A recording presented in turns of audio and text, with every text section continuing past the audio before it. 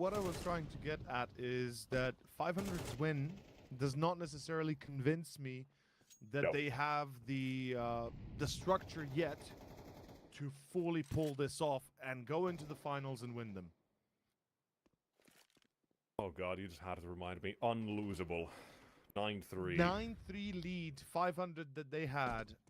It's unimaginable. Died of Dust 2. That's insane. I'm gonna try to delete that from my memory entirely. You can't. Yeah, I don't think I can. But for now, wait, hold on, look at this. Pistols now toward the A site. You've got nothing for Sinners to poke holes in this one. The bomb can be put down, but you've still got just enough utility to make this retake somewhat easy. But you'll have to wait these out as well on the CT side. However, I'm not sure if I'm a fan of 500 sticking around here. They're looking to shut down this bank position entirely with Campus and Vault. Up close, that's one. Here comes more, that's two for Stressor, and then, oh, mamma mia. That is a spicy M4 and a spicy retake coming out for him. I don't know how. His headshot accuracy, by the way, is something that we'll just need to talk about a little bit, because it feels like even if he's got one or two bullets, he's still gonna nail both those and hit the head. Like, yesterday, he's multi-fragging, he's supposed to get one, he'll take two. It's just insane how good he is. It's absurd how good he is, really. And round 7, I mean, come on, man. What do you do if you're 500? Like, this is now 5 rounds, well, 4 rounds in a row, where you've tried with a pretty decent strat. You got onto sites, but it's the afterplant you lost. And it does remind me a bit of yesterday as well. But let's go back to reality. It's another B attempt. It's going to be a contact play, but it doesn't really matter when it's not contact for Kissarik and Beppo. It's a straight rush. It's a straight play. It's a straight peek. 500 wanted to be slower, wanted to be more meticulous, careful. They slow walk that smoke. They don't really hard peek into Monster, and they just absolutely get slapped. As it's going to be round 7 ahead of us, finishing already on a possible 6-1 scoreline, starting off with Sinners. Yeah, that's tough. I think Fred regrets not listening to what I said before this game started. Should have just submitted to my bullying of saying he's stupid and wrong while he was yelling at us saying we're stupid and wrong. Come on, you gotta use some diplomacy, man. You can't be that nasty. Nope, it's whoever is loudest wins. Yeah, that's the rule of the jungle, man. Didn't know we were in a jungle. Loud equals funny, loud equals right. Peppo's, it's the loudest. Oh, I guess that's why the left lost. But in any case, hey, look at that. Oh, a solid defense. And Kissarik and Stress on to get it. They'll shut this one down. Kissarik gets it to die, but the way you live in 500 this time out, it feels very right. Now, not to completely go on this side that 500 have no chance, because as much as I'm saying Sinners are better, I do expect them there to be a fight. As we mentioned yesterday, if anybody was here for a 500 game, the Hampus effect that he brings into a lot of teams early on is the fact that he brings them to a good level. There's a very solid honeymoon period, and something that you just will be able to see in almost every single case. If there is an off day, you are going to know that, because there is almost every single time a fight that he brings.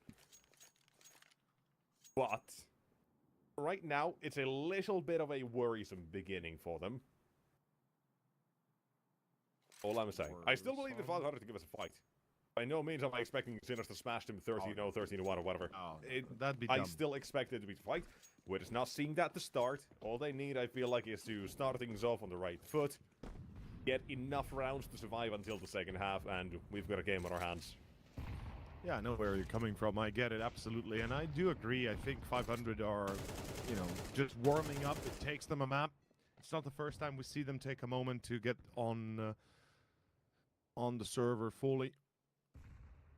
What I'm a bit more worried about, yesterday Red Star was one of the instrumental parts of their victory against Passion. Today he's having a much tougher time to start. It's an 0-6 start for him. And that just hurts me, a little bit at least, and I'm sure it hurts him too. For 500, it means they've got more of a body bag than a duelist, unfortunately. And on the other side, it's a different conundrum. It's Kisarek trying to keep his perfect KD. Or, rather... Good utility. Infinite KD. Pepo. Flashbang, put him in a slightly too wide a position. Orb gets picked up. Good name. Bolt is in a decent position. All he needs is one of his teammates to bait for him. They could have fought long together. Instead of backing off, they're wanting to play the range with the orb. Everybody's tucked themselves back to toilets, but guess what? This becomes the trouble with the fact that Kisarek has a smoke. He's got a molly. He can throw that either sandwich or front toilets. There it is. Smoke on the bomb. Well, Volt still has vision on this. It's got to be limited to the rate of fire on the weapon alone here. They can tap that bomb, put it into the open. There's already shot on the top. And as soon as the swing comes through, even if it doesn't, you're going to have multiple players engaging on this. The defuse is there. It does get salvaged and saved over. But 7-1, as you say, Kisarek still holds on to his infinite KD as well. That's a neat little retake as well there. I would have liked to see them fight for long, however. I really would have liked to see them all three swing in it. Because they have the pistols that will swing they wide have the and chance the to aim. overcome, Nonetheless, guns coming out. Now let's see it. Let's see what 500 are going to cook.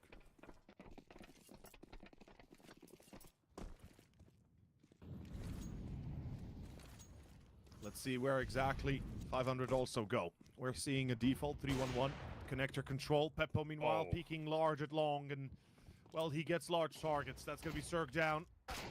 Peppo. Oi! Oh, hello, Hampus. Why? Where was all of this not a round ago? That was beautiful. 4v4.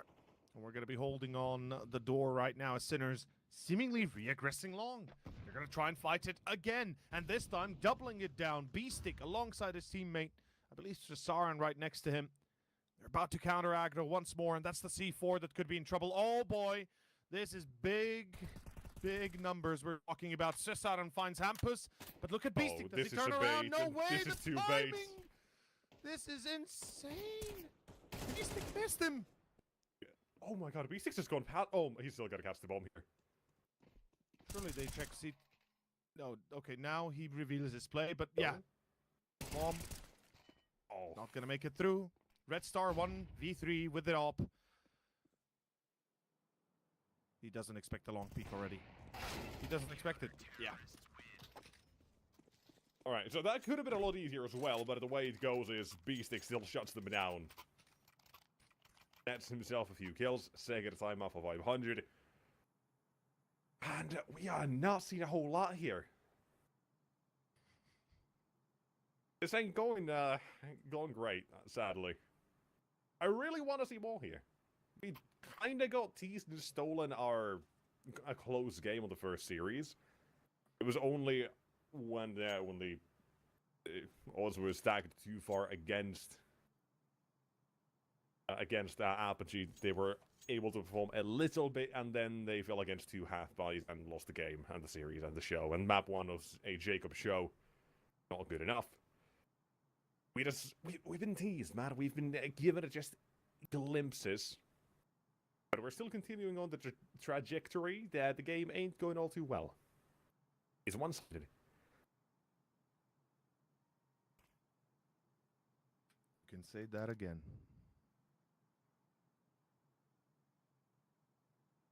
Alright. You know, I said they need enough rounds to survive.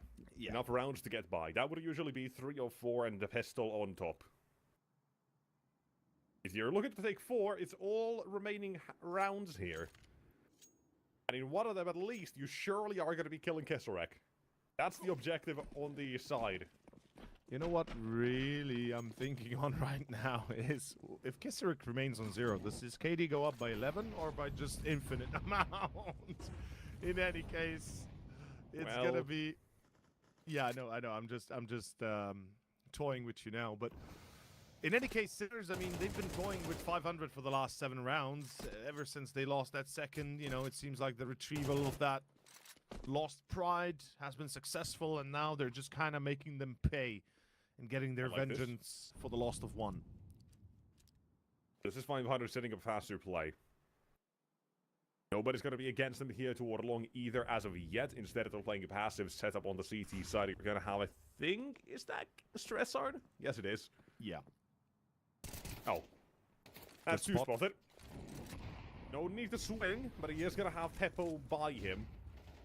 They buy time with this. They're going to delay the Yes, they push do. because the op is scary enough to deal with, so they don't want to risk losing 2 players for nothing. Here's the flash. Cheeky. Smoke also deployed, but 500, they want to push through. When you look at the only round they've got, it was this long push. Hampus and Vols that delivered the entries there, everybody else saved it. And now you're trying to get back to it. Gisrek's first death delivered, and 2 out of 2 is at the end of this one. With Peppo still remaining on site, he'll find one. And it's down to Cirque in the clutch here. He needs to perform it. He'll have both. Peppo with a shock. They're playing this together. You have the secondary as well on Peppo, the Desert Eagle. He can move quickly and be deadly. They're waiting for the bomb to be put down first. There's the sound cue. Now it's time to go. Eagle moves in. Check. Stirk, just the tag.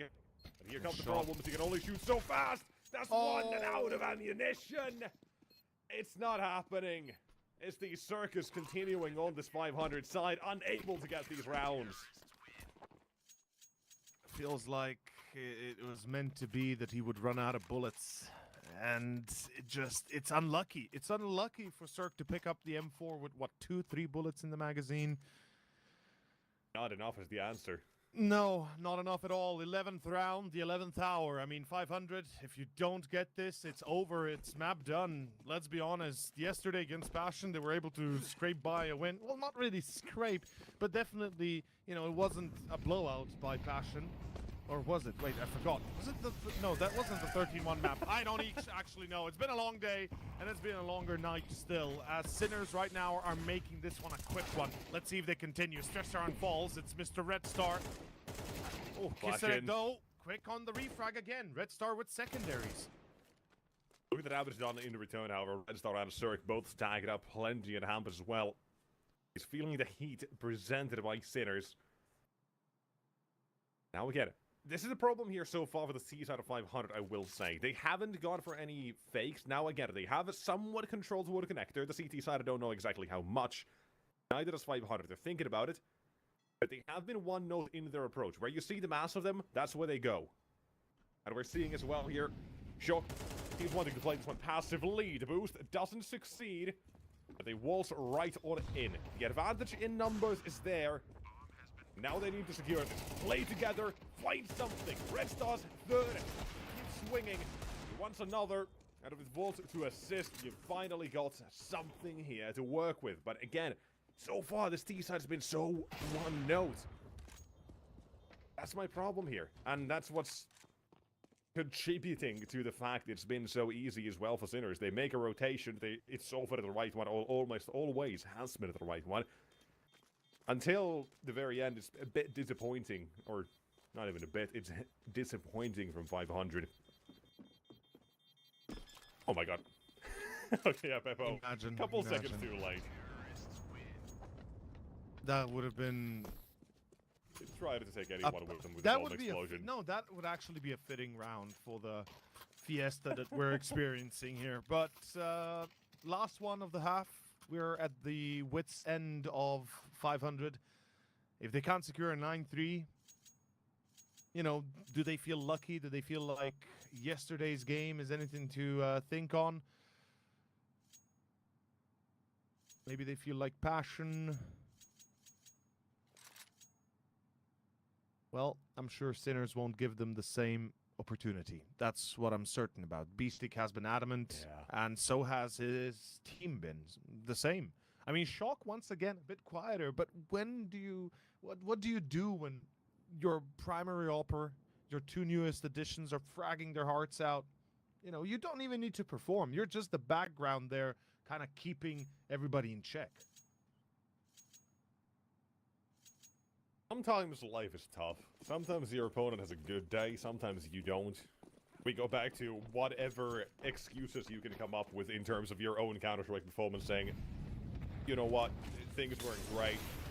I had a monitor was bad, angle was bad, they have good gaming socks on, they've got great gaming mouse. Anything.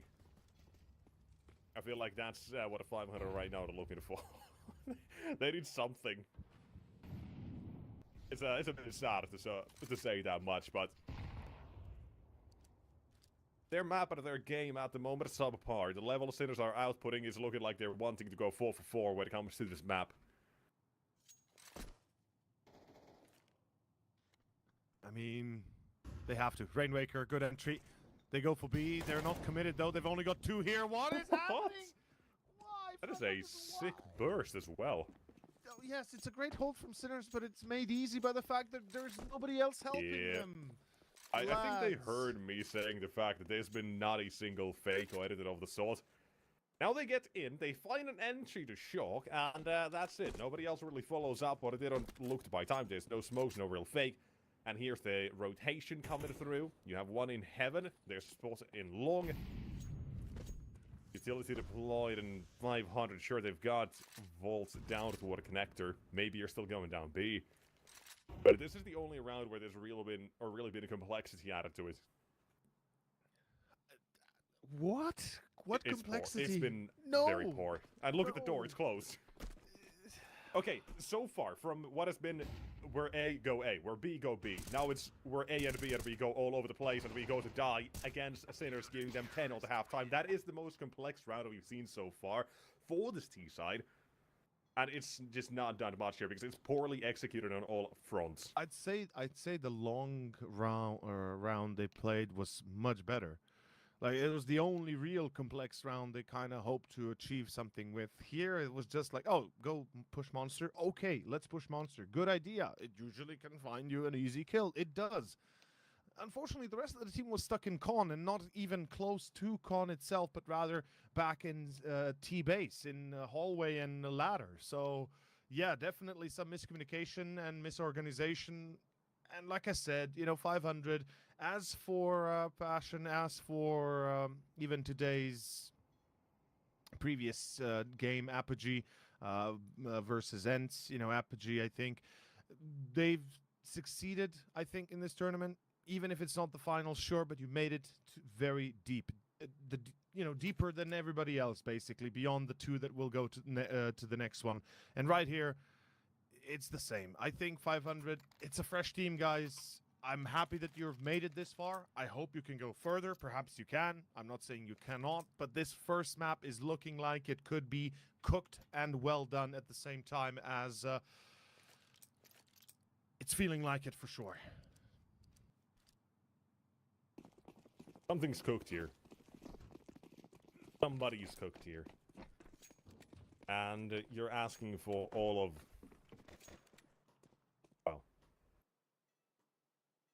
500 to wake up. I mean, sure, we can say that when Apogee were put to this same task, they did start to perform.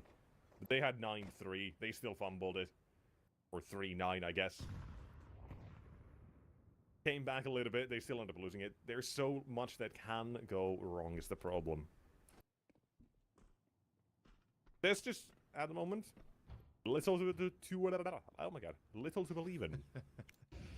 Sorry, yeah, I'm getting messed up here myself. Yeah, well... One thing that isn't, though, is the fact that I went out and they said this. I think Sinners have made the best roster move of the season. And that might even go and extend all the way to tier 1 teams as well, because honestly, what happened? Even Kyosuke or Kyosuke? No. Nothing. I don't care about that one, honestly. I don't care. I don't think anybody Sinners does. have made it one of the best moves of the season, or of the last few years, I imagine. Here, Stressor looks to hold his Glock. No way, no way! The multi-kill potential on this man is out of this world. King Stress, let's go. What do you do against that? Nothing. You don't. Shaking it out of his sleeves. This man is... There is a saying in there's a little thing called D&D that you and I do like to do, and the saying is crying is a free action. And right now, I feel like that's all 500 can really get to. This is, it's over. Yeah, it's cooked. I mean, they're joining you and Fred in terms of picking up the casket for themselves. So you guys are gonna have company. Okay, so you're making me pick a casket because my age. You're making Fred pick a casket because he chose 500, and you make 500 choose a casket because they lost the first map. Wow. You follow very nicely. Your So brain you're is the still casket man. You maybe got a couple of years. Are you by any chance the owner of the I'm casket in the business. Exactly. I'm in the I knew it. business. I knew it. Now I gotcha. I am in the business. That's why I'm selling this one so hard. Yeah. Well, let's see where this one ends up going. 500 forced by, obviously. They don't have a choice. It's a B play. The right decision from B-Stick has come, though not the win in the duel. Volt just wins it straight up, no problem. Oh, Volt, hello. Electrifying performance, perhaps enough to give them another chance. It certainly would revitalize them. And I think somebody needs to bring the defibrillator, because unfortunately the CTs are falling too quickly. Peppo, another kill, another pep in his step, and Kisarek finds Cirque. It's down to Rainwaker. And make it rain, man. Make it rain, or there's going to be a whole lot of sand in the eyes kind of scenario. Nobody seeing anything, nobody knowing anything. It's 12-2. It's cooked. It's done. It's an L.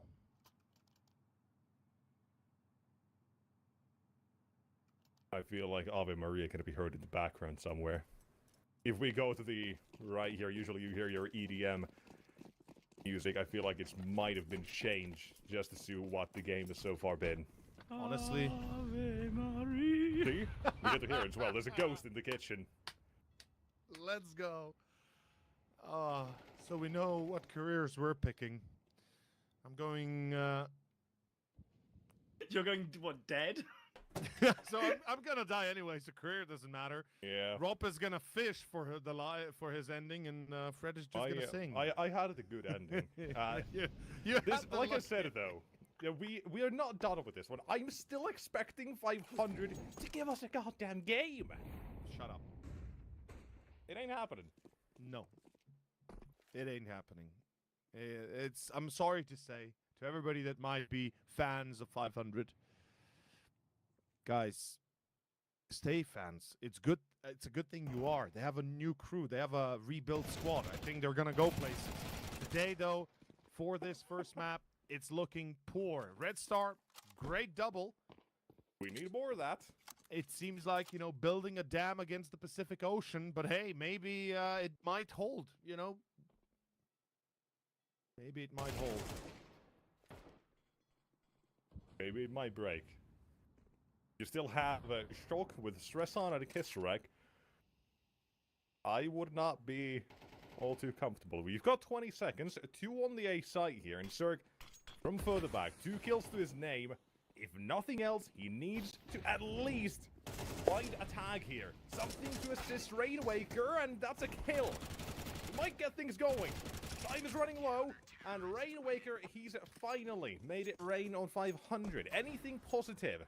That's 1 round, and now it's 9 more to go. Come on, let's get this going. The comeback is happening. Come on, any rounds, please. Don't make this first map completely disappointing. Some confidence could go a long way. 6 rounds, 7. Like 7, I feel is a respectable number. If they get there, 500, they're at least warming up. I'm not sure about that one, Chief. That's why I'm saying that's why I'm saying it's confidence they get if they get to that point, because it ain't looking like it. Things are turning around if that's the case, okay? I need 500 here to give me something, a game, please! I don't want to hear what 2 blowouts. Thunderpick World Championships, the European Series, Rainwaker about to be woken up. R.I.P. Hello! They make it rain down there, and it's raining blood. That's 500. Do lose the first, but a good refract. Kisarek seemingly just completely unreactive. Not sure why nothing happened there, but hey, we've got to push towards A. It's going to go through long. They're going to try. Let's see.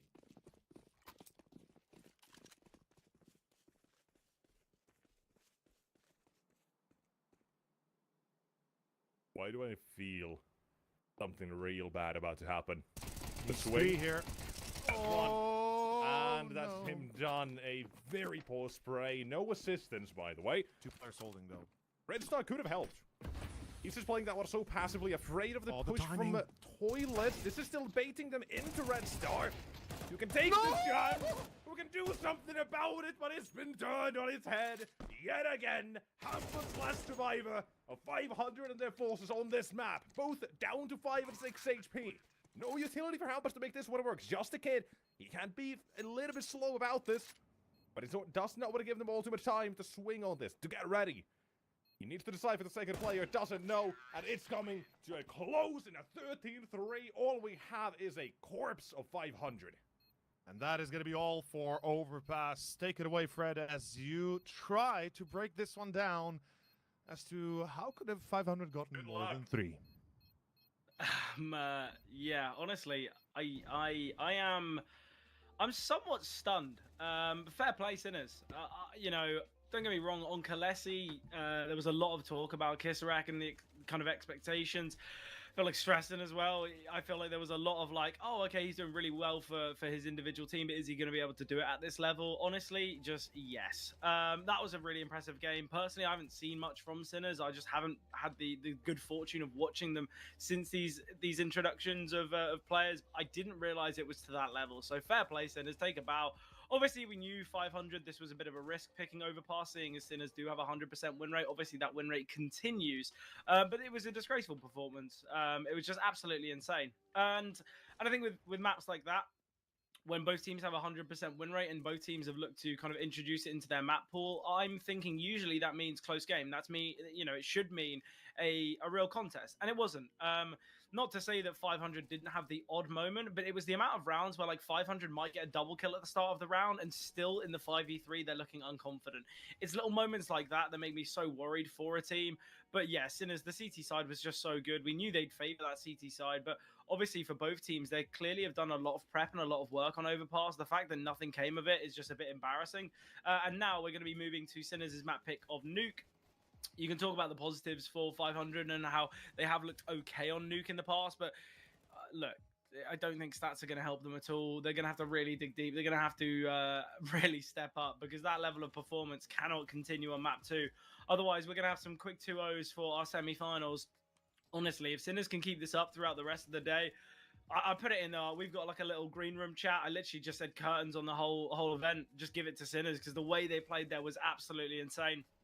And if they can bring that, let's say they win Nuke, they bring it to the final as well. I don't even think ENCE are going to be a match for them. I think the way that Sinners, it's just so kind of well drilled, well fought.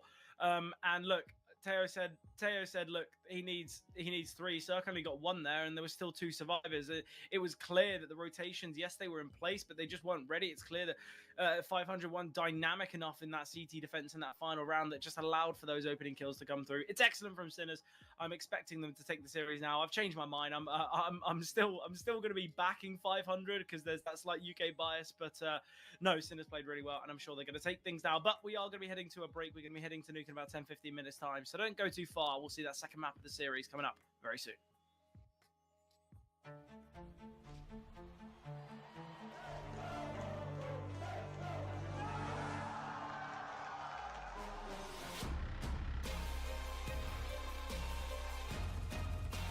He's going to force the kill the last second. Right to the smoke.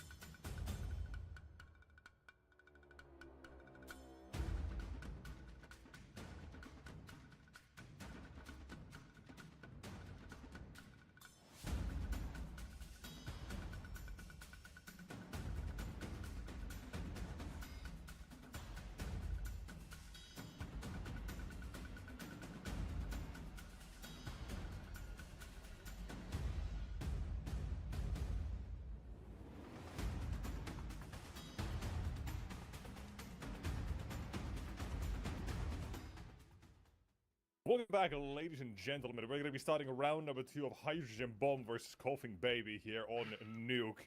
And we've got what is a slam dunk and a half on Overpass. Look, in the green room, Nexus said, look, I want to take the intro off you. I didn't realize that was why. But yeah, fair enough. That is what it feels like.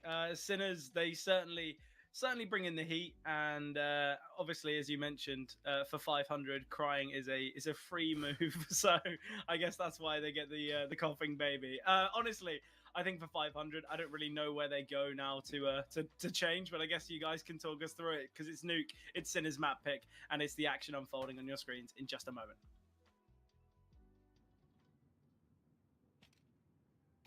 Well, here we are, I guess. It really is Nuke. It really is Sinners versus 500. It really is the second map. My name is Over, joined by Nexus. You're watching the semifinals here at the Thunderpick World Championships of Europe, the second series.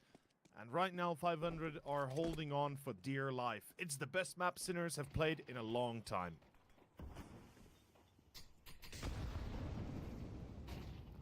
Let's go into Nuke. Oh, man. Oh, Hampers, hey, that's a knife. Oh. He's learning a little bit from Volt and the British in him. As the dual Berettas execution from above, Beastic having found Volt and Hampers still in the vent. Sinners are making this into a B play either way. Shock down the vent. Hampus still runs around here. You've got one toward the secret stairs. That's going to be Peppo. And a minute on the clock here. They drop down the vents with the bomb. That makes the return back to A a little discouraging, a bit tough here. But Sinners, don't know this, could have the bomb site for free. For him, it's timing that matters the most.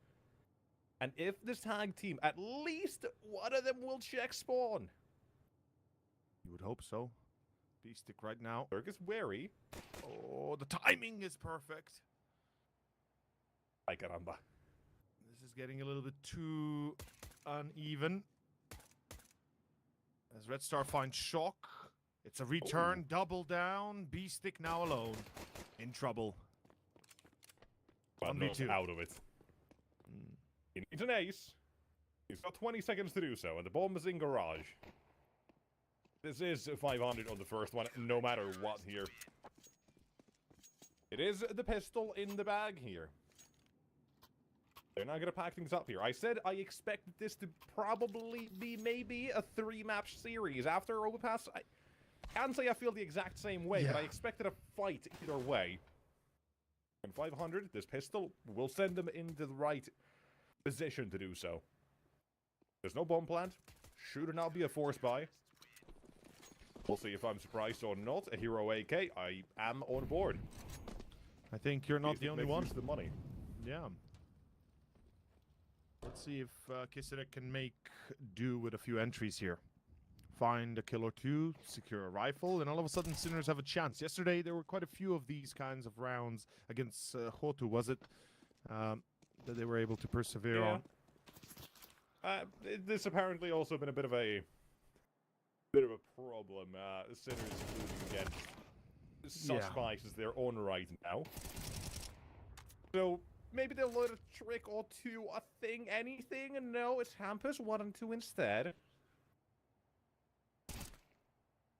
They get 3. Okay, this could be a very good sign, actually. Overall, when you take a look at Hampus, the past as well, I think Nuke has been one of the best maps he's had in his wheelhouse. Very recently as well, you have the Bleed project. I think Nuke was one of the better maps they had in their pool, if not one of the absolute best. I do struggle to recall that to a degree, but it always struck me as one of those maps. So, should be fitting right on in. For 500 overall, the core, the rest of the team, Nuke's not been amazing. They've had their struggles. I think the start of the year they won like 1 or 2 games out of 20 or something. It was not amazing. They haven't turned things around. Actually, no, I'm thinking of something else. It was the previous core. Maybe things were not that bad, but weren't amazing either. Nonetheless, Here we go. round 3, action.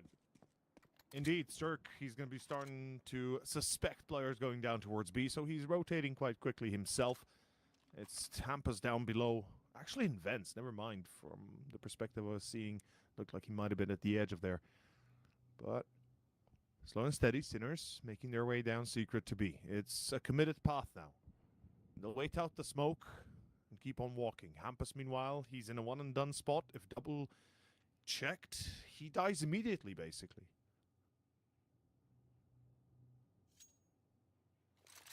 "55 seconds, and still no real reaction. Still no real move. But I believe we're ready. Here we go. It begins. 40 seconds in. Hampus has not been engaged with. They surely suspect he's there, though. At least somebody in control room even. Gonna be checked. Yes, he will. B-Stick finds the kill. The CTs have lost B site. They've had nobody rotate down lower to help Hampus for some reason. Nobody was even checking vents. And that is gonna be a save, maybe? No, they're gonna try, obviously. Important. B-Stick and Kisrek put in the position. What? Oh my god. No, yeah, they should have saved. They should have felt that coming. I told you, We man. should have seen that. Ramp, like, I'm genuinely Oh yeah, no, I've been convinced. yelling this for years. I hate ramp retakes. Ramp retake is horrible to play with.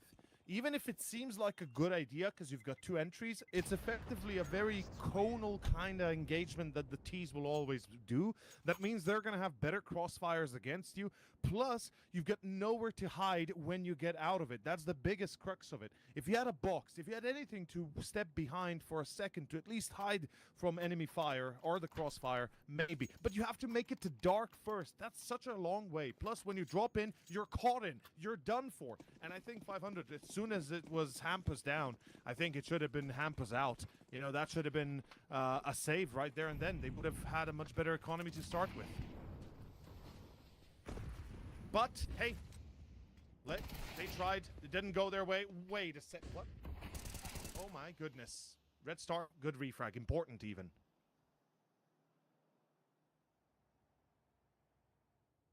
The next part of this round, down secret. Hampus, he started off the first two rounds pretty good. This time, pretty bad. Just damage, letting them Headshots. have the lower side. And a Red Star with his position can't do much about it. He needs to trust that Rainmaker and Vault will have this one in the bag, or at least something they can cook together here. But Rainmaker, the fact is, nobody's going to be actually making noise besides the initial entry. Slowed it down completely. They're thinking, what if they do go up vents? What if A is the play? That's what Vault is covering for.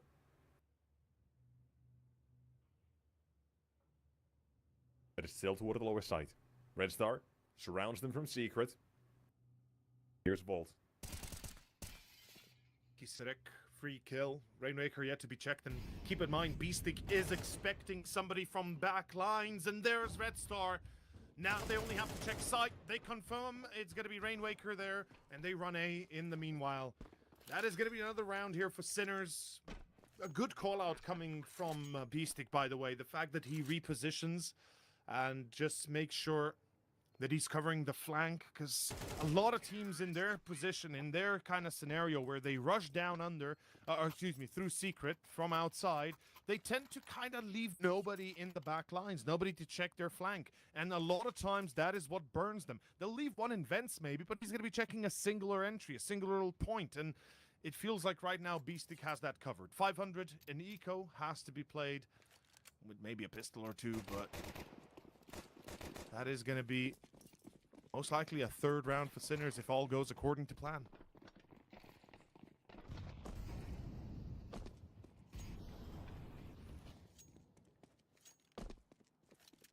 We need more. Something else. Anybody on 500 can do. And for this round, you leave it on to just Rainwaker.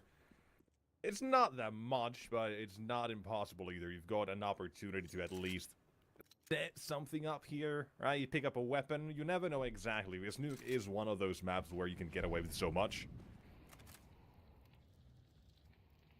Trying to see if maybe there is that to be set up here. Not really. Rainwaker, this duel matters. He's dead. Now the rest of the pistols out on a ramp. Even them having separated, calling for a different setup, trying to find any scraps, any gifts Side are willing to give them, and Red Star will nail at least one. You stick to the wall. 4v4 still. But it's just the pistols, and that's the problem here. Campus, he wants the M4 back. Is he ready for the AK? I don't know. Doesn't look like it. Kisarek is peeking, finding free kills, and that's round done. 500. Saving the AK, I think, on Red Star would be the prudent decision, and perhaps trying to retrieve one somehow. You know, the USBs are worthless, so might as well try and see if you can do a little bit with them.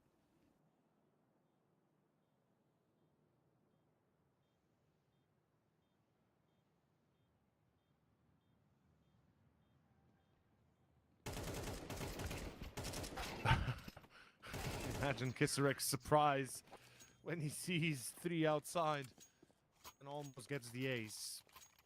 A little bit of damage, yes, but it matters not. Sinners, the storm is brewing, as the graphic would suggest. And once again, picking up the pace. T-side nuke, mind you. T-side nuke, which is arguably the more difficult one to play. For sure. For sure. Now, let's see, then. If we can get 500 back on any sort of track here. Because on Overpass, they never got started until it was too late. Here is when they needed to change that. Give us a conversation of absent victory.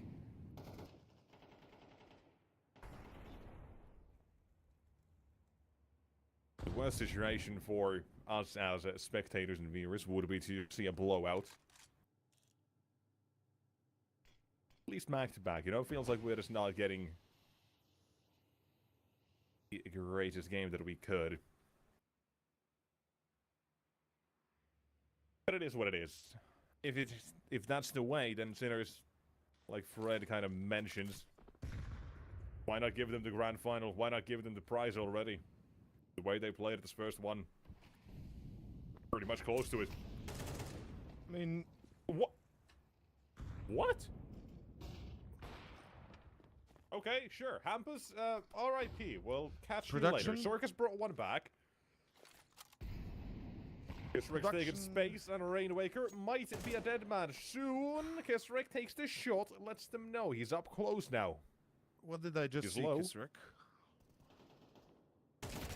HP ain't plentiful. There's a Rainwaker for Mars to fight back, but out on A. Important stuff. While Zurich still remains. One last man, all away, or all his teammates away from the action, sent to the grave, and he will be the last to join them. I would like to see a replay of what Kisarek pulled off there. Yeah, me too. That would be nice, because I am not sure I caught it correctly, but... Sinners! Yeah, 4 in a row, brother. They are turning this one around. It looks like it's going to be 500 for dinner if this continues. I mean, CT side right now suffering some losses. We're seeing another eco. It seems like the stack keeps on getting bigger, and Sinners just keep on winning. Half buy, sure. Few deagles, absolutely. I can see this work. 5-7s. We've seen worse rounds before perform better.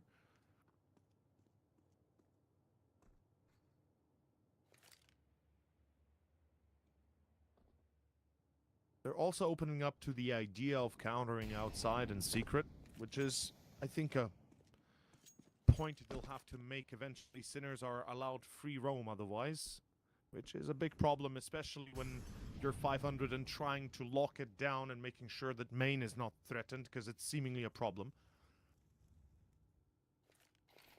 Here, though, simple walkout ramp into possibly B. Could even rush up back A if they really feel lucky, but that seems like a stretch. And two defenders. Do they do Red Star has a enough? chance to get anything going here. Smoke to Hampus. Red Star with the first. That's the second. Okay, now objective survive, but they are going to try to put him out of position. And that smoke on Hampus, it has an expiration date. One's already joined up as well at the double doors. There he goes, the IGL coming in. He's not the only one. Volt just about whiffed his only chance, but it's been brought to 2-2. But a missed shot for Cirque. 20 seconds. Can't have many of these. Shot to stress on won't become it through. Instead, Cirque, he's the one to walk through the smoke. He walked in successfully. Another missed shot.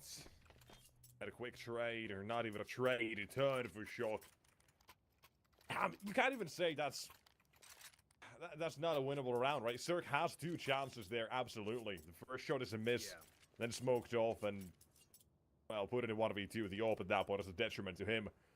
It's a great effort coming out from Red Star. He put it into the winning position for his team. Then Hampus joins one more. Volt nearly finds another, but the 5-7 aim is a bit off. It was a winnable 500. Absolutely, especially if Hampus had not died immediately. If he had bought another second or 2 of his own life there, he would have delayed it enough for the rotations from ramp to actually be effective.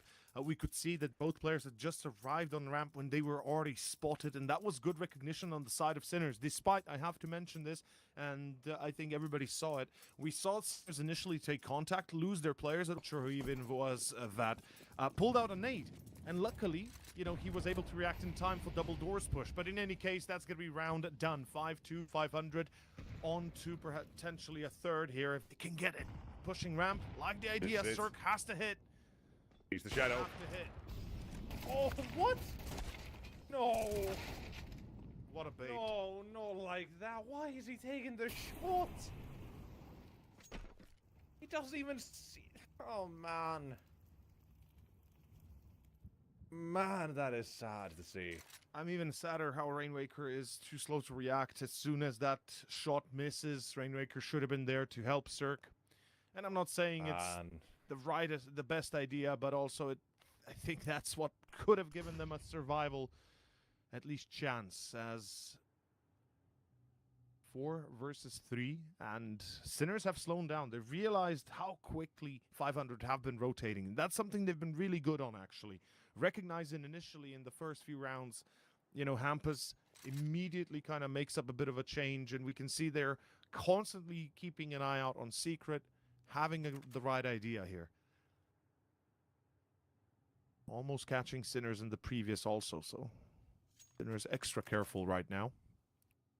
Got a right rotation and a read out of 500 here. They're both down towards the B side, or Hampus and Volt. There is a bit of a problem, and that's B-Stick. There's Hampus. He takes a step forward, knowing that B-Stick is looking to approach at some point. Doesn't want to wait until it's too late. I'm running low. There was a chance Sinners might have panicked for a moment, but it is kept clean. The what-if scenarios don't really come to pass, and you've got Red Star instead. 1v4. Time is tough. And it is a tactical nuke out of Sinners so far.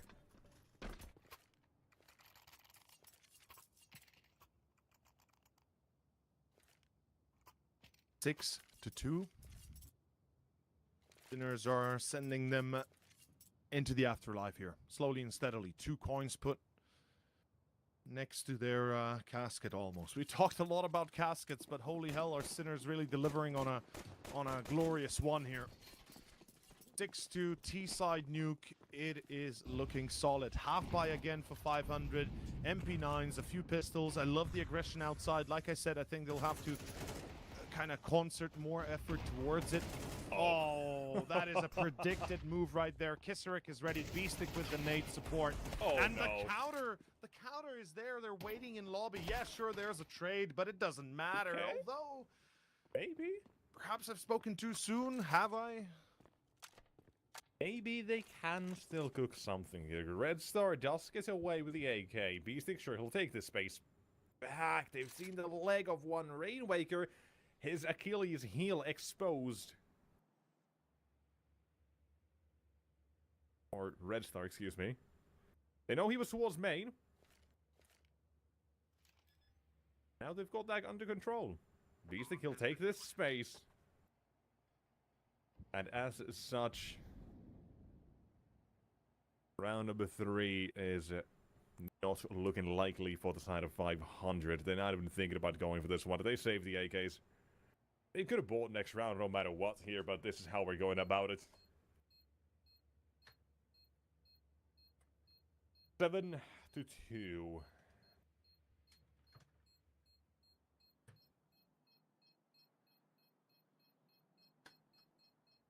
This might be a victim here, but the only thing he's falling victim to right now is his own success. Things are going too well.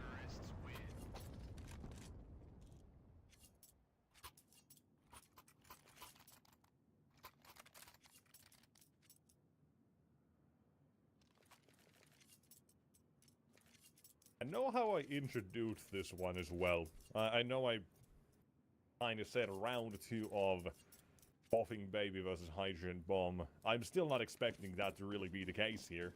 As I was saying, I really expected and needed, and everything felt like it was going to be a lot better. Individually, that's what the effect has been for 500 with Hampus. He's been enabling. Yesterday we saw that against Passion UA. The start they had of the series was insane. Then It couldn't have been a better one. it kind of continued slightly throughout the entire series. Of course, we don't talk about how the initial map ended there because RIP. It could have looked a lot cleaner. They maybe didn't even need a map 3, but the way it went, you looked and you saw the positive sides of how Hampus was yesterday and how the entire roster performed yesterday. Because we came into this one saying Red Star, Rainbreaker yesterday, they were fantastic. Today, upsides for 500 are when they win a round. That's a big change.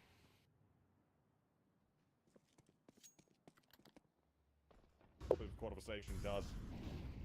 It does sway a little bit, but here we go. 45 seconds. Look at the rotations as well. They're trying to put all their eggs in a gamble, in a trick of 3 behind the site. I'm not But sure we know what where they're Kisarek gonna... is. We know where the play should be here. All they need to do is stop Hampus from interfering. That's what the Molly is for. We talked about this yesterday, or rather 2 days ago, when we saw Sinners first time.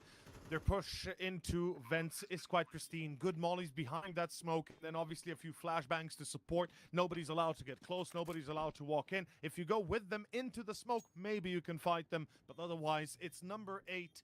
And 500 will save yet again. This is the end of the first half. 8 rounds already T-side. It's plenty enough. If they get 9, if they get 10 again, it is lights out. 500 today, unfortunately, it's the day they'll have to admit that they'll need a little bit more work.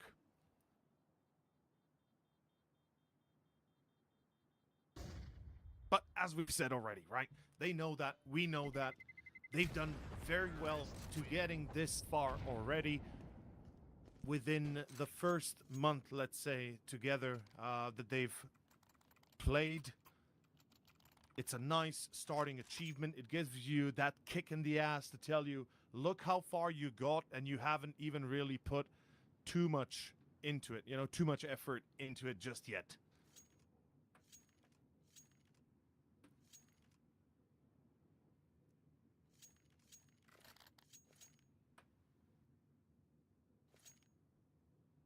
I know. I know how it feels to be a fan of 500. I still am. I'll always be. I'll support my Bulgarian brothers. And the scene, used to be a dominant one, especially on tier 2. The Bulgarian scene, that is, to be exact. Unfortunately, today, a little bit less so. We have seen the fall off of many us seen, but new ones coming every day. And Sinners, the rebuilt, refurbished rosters looking towards new horizons. The finals are awaiting, and so are their opponents. Right now, it's shock. Kisarek. I can't believe he just holds W. Okay, confidence on an all-time high, I think. That's one thing. If it wasn't already a certainty. Yeah, yeah, you can say, you can have these moments where 500 at least say, yeah, we made it this far. The early part is promising. But besides that, today is not a day they'll look back on fondly from all we can see. This is proving to me yet again why Sinners have made the best move in so long for any team, really.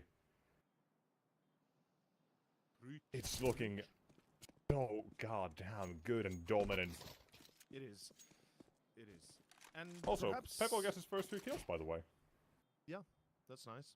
11 rounds into the game, and he's got finally kills. Hey, if the rest of the team is doing that much work, you know, you can just Yeah. chill. Get yourself ready for the finals. Specifically, what I wanted to also touch upon a little bit is that at the end of the day, you know, look, it is what it is. Take this loss as it is, and just keep on practicing, keep on grinding, keep on playing. A learning experience. Yes. We often do yes. say losing or defeat is one of the best teachers you have.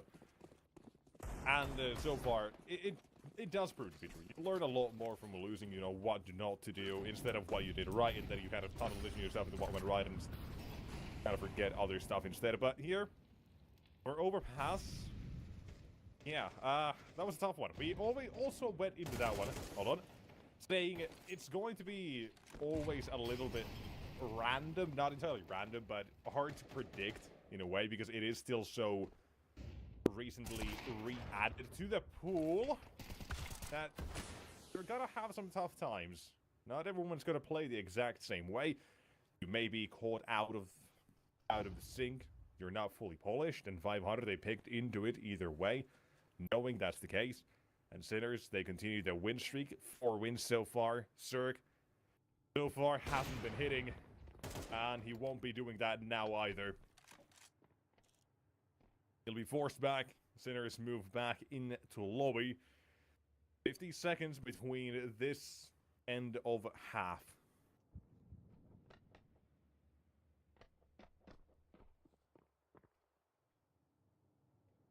They'll go A. Shock might be low, but he could be either sent in first or left as defense backline. Kisarek, meanwhile, he walks in first and hits doubles. Kisarek keeps on piling these kills up. And Cirque, This is your round, Cirque. Come on. got Get a tier. third. Oh, what? Kisrek's outside and just sends Cirque to the grave. The shadow dimension. Because it looked like Shock got him almost, even though, you know, Cirque was behind the wall and not visible at all. Through, But the timing shot was him through a perfect. solid 6 feet of concrete. I want to see how the hell did Kisarek get that shot. I really want to see. Like, Kisarek has had some... I don't even know what to tell shots. Okay, the opposite of stinkers. Yes, the opposite of stinkers, like absolute bonkers. And second map that goes the same as the first, 10-2 on the halftime. I am out of options here, folks. I'm trying to keep 500 alive somehow in my mind, but the replay keeps going the same way. It's Sinners going 2-0. It's Sinners closing this out. It's CT side Sinners now on Nuke with a 10-2 lead. If anybody says that that's not enough, I'll fight you for it. Yeah, I mean, hey, Sinners Like, already posted what? they're 1 nuke away from the grand finals after Overpass, and that is a promise they look to uphold, it seems. Whew. I mean, hey, Yeah. it's gonna be at least very good to see how the new look ends, who have played with a lot of vigor, a good amount of confidence and individual prowess, all in one squad, go up against the Storm that is going to be rapidly approaching them, who are looking to reclaim their title in Tier 2 space, and with this roster, I think everything's just there, because, okay, sure, maybe we can say, maybe I'll put this out, honeymoon periods are a thing, and maybe this is proving to be one of our Sinners. We talked yesterday about the 500, and now the honeymoon period's gonna be looking pretty good overall. But for Sinners, I do not want this to be a honeymoon period thing only. I want this to continue, and when we look at them right now, it doesn't look like it's just the honeymoon period, because they keep delivering game after game after game. The same sort of performances, almost. Of course, this right now is exceptional, what they're doing today. But they keep playing this sort of game almost to the level where the individuals don't disappoint. You got something here, at least. Going for 500. But so little, so late. We had the conversation on Nuke already. Do we need to repeat that? I don't think so. No. It's pointless. And honestly, Sinners, it's just intermezzo before they call the final curtain call. And yeah, it's, you know, fine. Pistol's theirs. Right now, if I'm Sinners, I'm thinking, Hey. Full eco, fair, let's stack somewhere, let's get a kill or two if we're lucky, maybe win the round if we're really lucky, and then gun round, we're thinking outside, we're thinking maybe pressure lobby, you know, that kind of setup. One thing at least, hey, they've ended the streak of 10 rounds that Sinners got in a row. We're really blowing at the slightest of wins here, because that at the moment is all they've got. It's less than that. It feels like whatever they get here is of no consequence until they win 3 gun rounds.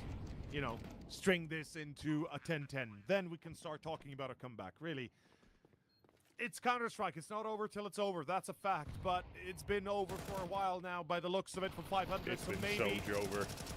Maybe this is just the, you know, we can correlate this with the final adrenaline push, you know, the final injection that helps you get a few more, that just makes you feel a little bit better, but eventually you slip up and it's all over. So let's find out if there's a gem in the rough for 500 here, that it's about to be polished and seen, perhaps mined deeper than Moria. A Balrog comes out of Hampus and pulls out a 40 bomb. I don't know. I'm trying to find ways in. That might be for the 500. win con, I'll be honest. That might be the only win con You know, here. Hampus goes mad. Just absolutely insane. Pulls out a 40 bomb. Maybe a 50. Let's go for world records. In regulation. 52, that's the number. Exactly. We're setting up a very stable play at a 500, of course. Win on Nuke as well. If you manage to immediately set up yourself on the T side with a steady A play that's going to be containing or consuming resources for the CT side for every single round to come to it, or come after. So if this works out for 500, they are still, I'm saying this, in a okay enough position to make this game work for them. Not to a win, but at least to something respectable in the end. If it somehow does go towards a win, that feels more like an accident than anything, but the timing of the first flash is terrible. The Kisrak takes 2, and they're allowed to recover everybody's vision. And here's the dynamic duo, the new blood added to the team, but they have shut it all down. Kisrak taking a 4, he's on to 19. And the hydrogen bomb is proving true.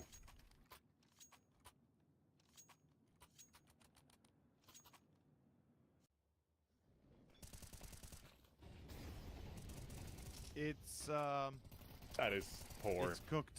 Yeah, I mean, there's not much else to be said. Kisirk was allowed to take 2 while he was on the bomb site, on the actual nuclear reactor, the core of it, the rods that fuel it, on the fuel really. Dancing blindly, finding a kill on the second and the third, and of course the support as Sinners find 11. And once again, we're at the 11th hour here. Unfortunately, it's not round 11, but it's rather scoreline 11-4 and the second map, which means elimination. 500, 2 rounds from being sent to the pits. B-stick, good off angle in garage. It's not checked. There's no flash. They don't anticipate it. Peppo! What is that? 4 kills and they're all bangers. 4 kills and they're all bangers so far. Bruh. He had a wallbang headshot with the AWP, and now a shot through the smoke, and 2 that he just found just to flex and say, yeah, actually, don't forget about me. Round 11, that's where I make still my here. stand. Yeah. He was Doesn't at even 0 pick up kills the until round 11. That is the funniest thing I can say about this game so far. That's true, actually. He's just been here to hype up his teammates, just perform as a cheerleader. He's been doing Taz duties. You know what's funny? It's that they were leading by such a margin, and yet one of I the players is know. not playing. That is so depressing for 500. You know, it just adds on top of that negativity. As Shock, well, he adds on top of the levity, as that is pretty much the end. I mean, no matter what they do here, he's done enough. 2 kills, Cirque now 1v4. It's gonna have to be the Cirque du Soleil happening, a show like no other. And he's gonna have to be the prime star. Unfortunately, it's been extinguished. The squad is here. There's no circus. No Cirque du Soleil he can put up. Instead, he'll be sent to Cirque's own nuts here as Sinners are taking them for a ride.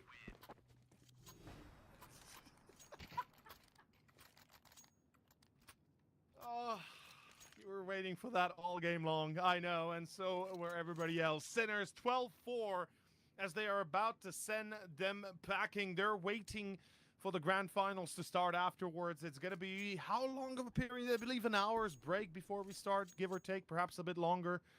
I'm not sure. I'll do the math here. But regardless, 500. Hour and a half, about. Hour and a half. Fair. Still enough. What a game. What a game. I can't lie. This is a nice change for a difference. And Sinners versus ENCE is going to be a big banger. I'm happy for the guys taking over our roles because that is going to be a good map and a good, rather, series. It's all the promise we've been getting from this entire side of Sinners, this playoffs bracket, and I'm happy that my faith gets proven right here just because they keep playing that well. Final push, final rush of adrenaline for 500, and it's towards ramp. If it's not a Hail Mary, I don't know what it is. They're into Shock. They'll take one, claimed, and Veto, only bangers, that's what it said. Still hitting one more bangers. gets Rek to join. I love the fact that he does play his life here. He does let his teammate rotate, he plays back. And he holds that control. Stresson also makes his way down the vents. Everybody's got a good position here for Sinners to work with. We talked about ramp retics, how we hate them. There's only one that's going to be Beastic to make his way there. But it's still tight angles they'll be walking through, especially single decon, if you want to call it that. But its time is ticking away. 15 seconds, and the impending doom that 500 will feel. It is encroaching upon their territory yet again. Now all you gotta do, get somebody on the defuse. And a flower bringing, song singing, it is the end coming through here. Sinners, they'll claim another name. And grand finals ticket booked. There we have it, ladies and gentlemen. That is going to be Sinners for you indeed. 2-0. They will meet up against their opponents against ENCE. But beforehand, first Fred, and then back to all of us. Fred, let's go! There is just too much excitement from Nexus here because obviously there was the prediction at the start, and look, I can hold my hands up and say he was right. Sinners put on a real show today. They played really, really well, only dropping 7 rounds in total. Obviously, that T-side was insane, winning that 10-2. I think, obviously, a T-side on Nuke that many teams would be happy with a kind of leveled half or 5 on the T-side. They got double that. They got themselves 10. It was ridiculous from Sinners. They didn't really let anything. They didn't leave anything in the locker. They had it all on display today. Kisarek had an incredible game. Deserved of kind of an MVP, I'd say, but literally anyone for Sinners could have held that crown. I feel like everyone had their big moments. Yes, there was the small start from 500. They won both pistol rounds, but they did not win anything else, which is devastating for 500. Very little to write home about on Nuke. Obviously, as the guys have already mentioned before, it is going to be a Sinners versus ENCE final, which I think many are going to be excited for, because not only did we see a lot of success from ENCE, but also Sinners just there, only dropping 7 rounds in total is insane. And I think if we're going to be seeing the same level of performances from both teams, I think we are on for an absolute banger this evening. I say this evening, I know it's kicking off in quite some time, as we mentioned before, but yeah, I think this is going to be a really, really exciting game. I don't really know where it's going to go. I feel like the way Sinners composed themselves throughout the entirety of this series, it's leading me to feel like there is a chance they could take it. But in the same vein, you know, who knows? ENCE played really well as well. We can't just count them out. And obviously, both Teo and Nexus were saying throughout the broadcast, oh, well, we can't count 500 out. We can't say that the game's all over. I think that was all kind of behind bated breath. I think they knew that Sinners were going to take it.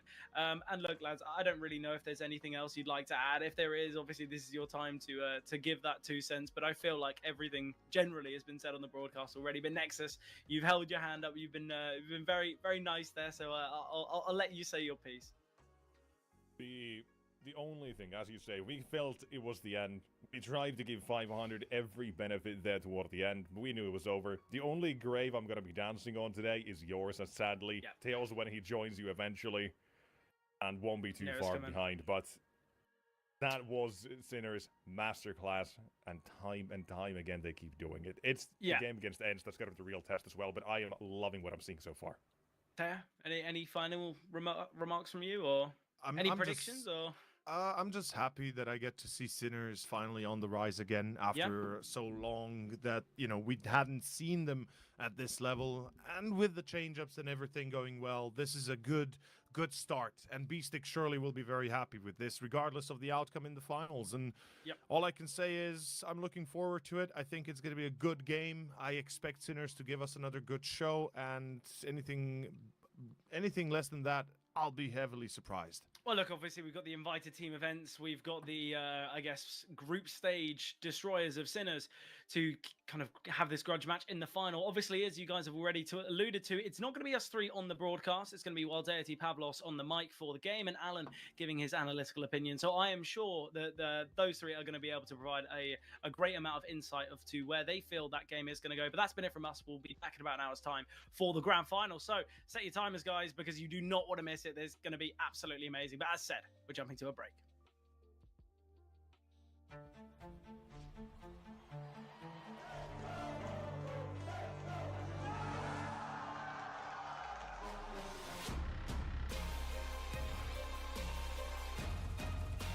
He's going to force the kill in the last second.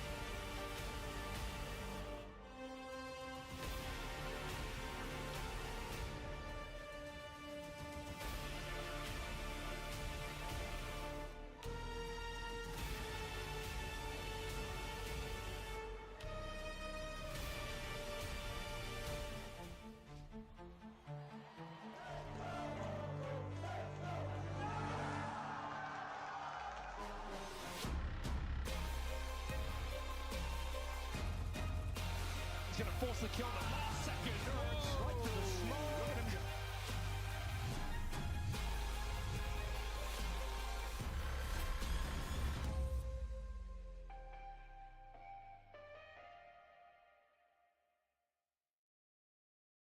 Grand final time here in Europe with Thunderpick and their qualifiers. We've got ENCE versus Sinners to cap off the event here and send one team through to the Grand Global Finals, which would be nice and exciting.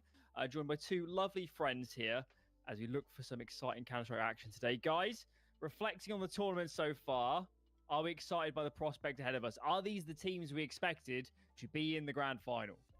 Who's taking this one? Shall I go first? Do it. Go for it. All right, let's do it. Well, I feel like when you look at the top 4 teams, I think the biggest surprise, I feel like we obviously expected 500 to be here. They've had a good streak of games in the groups. Sinners as well had a really good run. And ENCE, given the changes that they've had to the explosivity these new players can bring, I feel like, yeah, on the most part, it felt like either Sinners or ENCE would make it here. So I don't think it's a big surprise. Obviously, 500 looked a little bit out of character in those semifinals, considering what we saw from them the past couple of weeks. But otherwise, I feel like, yeah, ENCE and Sinners from the get-go from this tournament. Well, of course, Sinners had to go through the group stages, but they seem to be the better teams. The one disagreement I would have there with you, Pavlos, is that 500 were out of character when they kind of dropped the ball, right? Because I feel like that's one of the teams who is very historically inconsistent. Like, you never know what version of them is going to show up on the server. So I wasn't too surprised by that, but I'm really glad that we do get to see some really nice heavy hitters. And my opinion of who would be in these finals was changed after I saw that Sinners versus Alliance game, because that was a complete stomp by Sinners after the first map. Let's talk about ENCE. Line up on our screen right here. SDY back into the into the calling position first time for ENCE, but has called in the past. Poddy Orpa for this team is playing fabulous Counter-Strike during this tournament, and new pickup Regon is in fabulous shape. Guys, this new ENCE lineup, how excited should we be? Look, I feel like ENCE was missing something to begin with, right? I feel like they needed someone that made plays, created moments, created space, and I feel like Regon is the perfect player to kind of fit into a situation like that.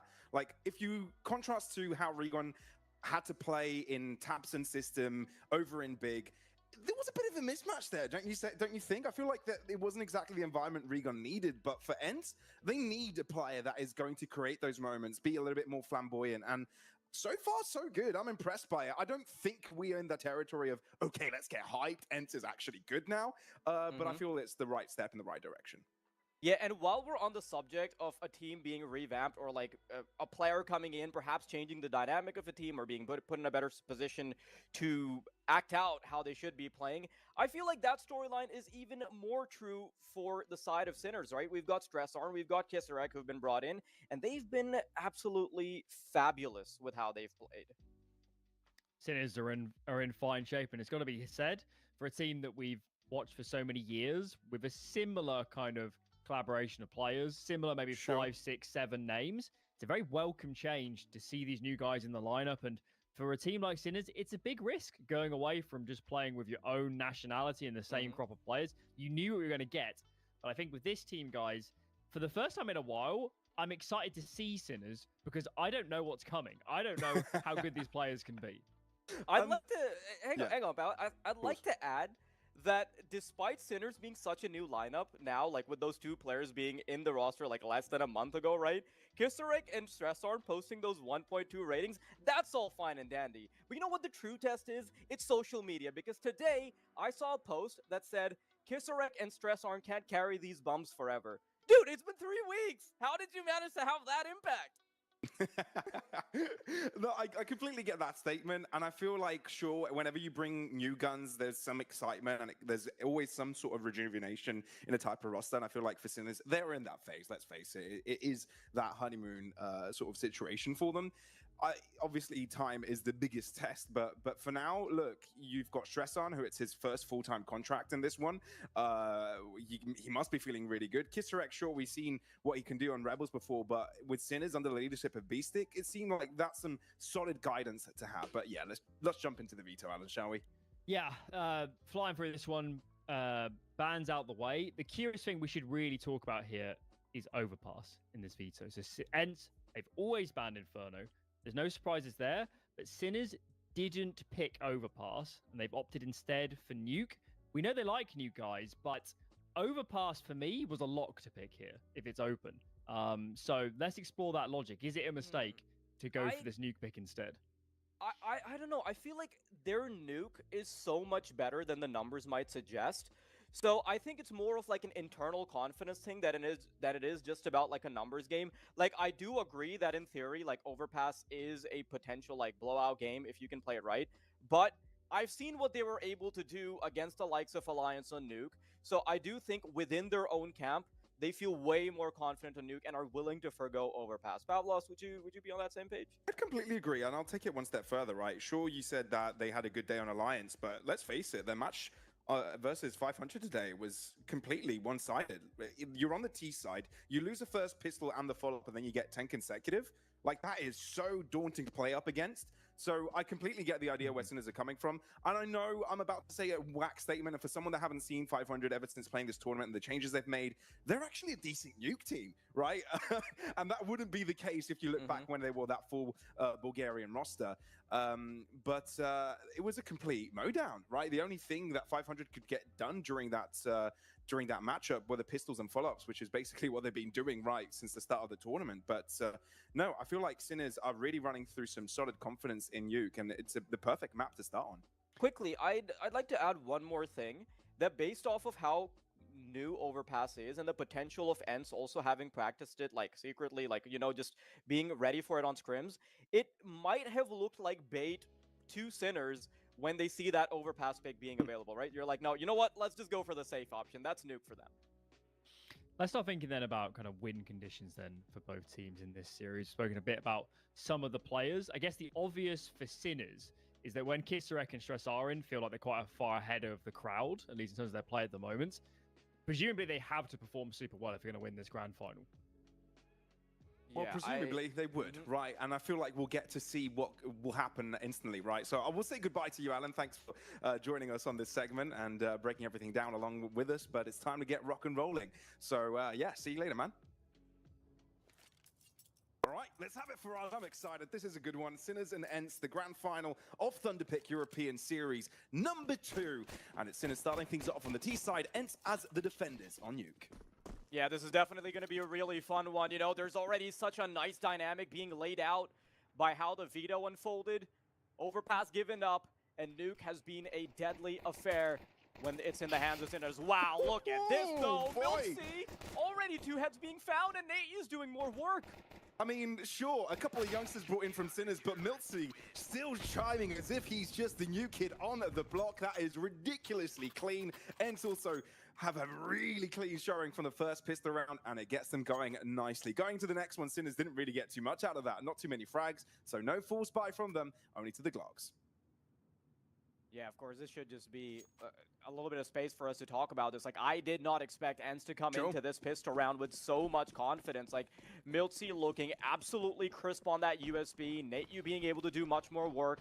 That is a fantastic opening from ENCE. And listen, this is, of course, we've got to have a bit of BM when you and I cast together, right? So this is already ENCE matching the performance of Alliance on nuke against Sinners. So Sinners already probably feel like they've got a tough opponent on their hands. Yeah.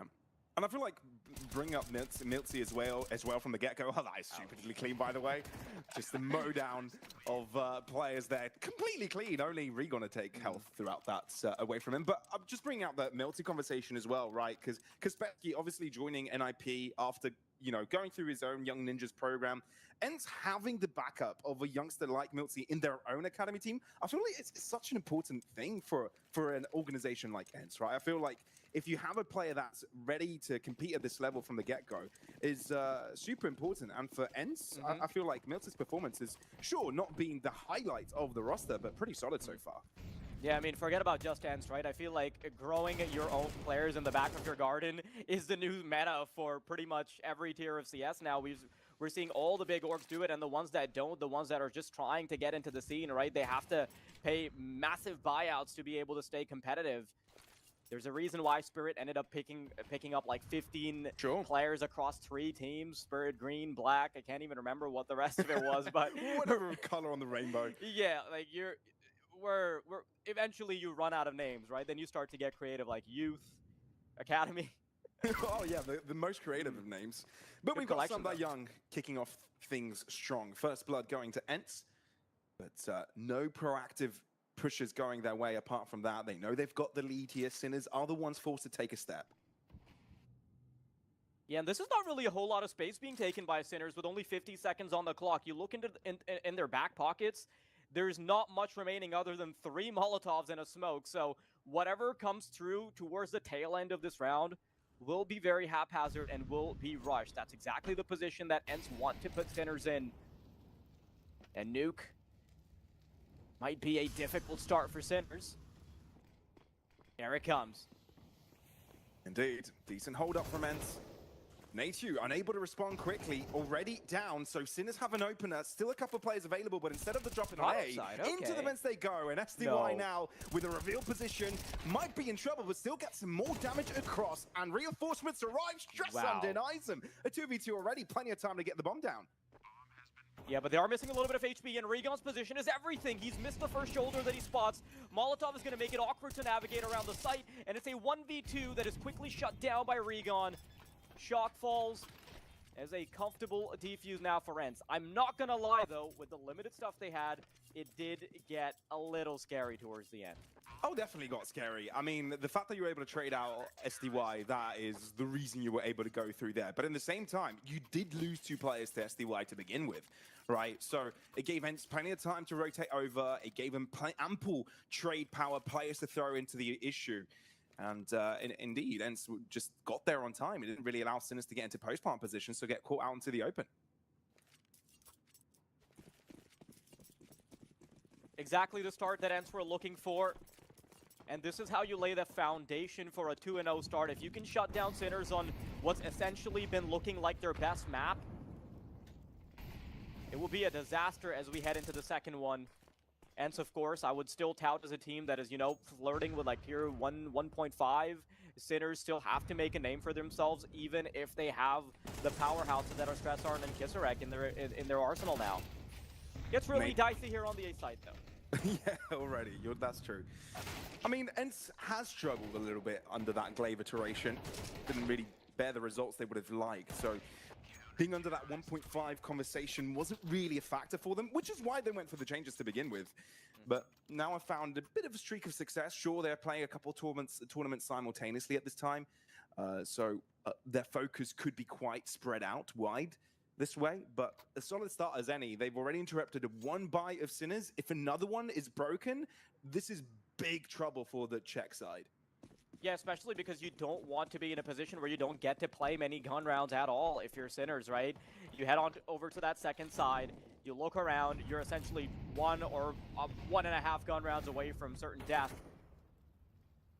And you're right, it wasn't enough for ENCE to be in that tier 1.5 position. They went for changes, but regardless of the fact that, you know, that throws a wrench in the works of their stability, it's still, no doubt, the fact that they're coming into this tournament as the heavy favorites. That's a nice shot there from Kisarek, but even better was B6's flash. SDY unable to see his opponent coming. Instantly jumping out the gates flamboyantly. Peppo as well, receiving Miltsy as he crosses into his monitor. And just like that, it's full control for Sinners. Sure, they're taking their time, don't want to overstep their welcome, but even then, the individuals shine. The new boys in town, Kisarek and Stresson, really popping off this one. And that's exactly what they needed, right? You're saying that they're the ones popping off this particular round, but that has also been the win condition for Sinners throughout the entirety of the tournament. They have been balling out of control, sitting on that 1.2 to 1.25 rating amongst the two. So you are going to see that as one of the biggest win conditions. That's something that Alan wanted to have a conversation about. We were a little rushed to the game, no lie about that. So we didn't really get to explore that. But I guess the game will help us unravel those secrets anyway. Cody posted on the angle. Kisarek already indicates where his position is, so he's preemptively ready to take him out, but That's not Kissarek's job. He's not supposed to go forward. He's just meant to have a rough idea, a finger on the pulse outside, and keep this competitive. Help Stressar and get a bit closer. Now, this is a bit of a different pace as well from the match of Sinners versus 500. It was quite a one-sided show there. They only did lose the pistol and follow-up, and after that, 10 rounds in a row on the T side. But now they've been tested, and they're going to have to find their way out of trouble. Pody, very nicely positioned to pick up Stresson, but the meat and potatoes of the fight is heading into round. Milty gets caught, Beastick with the first pick there, and it might just be an open end to be. Yeah, I'm kind of surprised that Milty positions his Molotov that way. Perhaps he's preemptively trying to limit it to just one duel per side, but unfortunately doesn't end up working out for him. Regon waiting on the doors. Kisarek finds one. Peppo on the angle. Pretty much makes it an impossibility, but that's a big missed shot. Allows him to start creeping closer. Nate moving right in. Flashbang is amazing. Cody helps out a little bit, and Kisarek and Peppo have so much to do. You can't afford to be missing shots here. Regon's pistol to have the last laugh, and Kisarek left irrelevant in the round as ENCE pick up their fifth. Oh, that is a little bit rough from Peppo. Oh, no. He knows he didn't really do what he was required to do there. And sure, okay, it was ENCE taking on individual fights across multiple fronts there, but if Peppo was able to hold the fort on the site a little bit longer, it could have given his team some extra space to work with, and that just wasn't the case. Bit of a rough one, and ENCE will be taking charge again on the CT side, not allowing Sins to chain two together. Of course, beautiful stuff from ENCE, but you're right to point out what Peppo did there, right? He has to be the difference maker there, and, well, he still ends up being the reason for the difference, but not in the way that he would have wanted to imagine, yes. Nade to pop the smoke, no information gained. Some Die Young still has a decent idea, though. Kisarek has managed to slip the net, and that is spelling trouble for ENCE. It was a small push and pull, though. It's not the full commitment onto the A site. You know you got the pick. Now, you just play the numbers game. Really good call for B-Stick.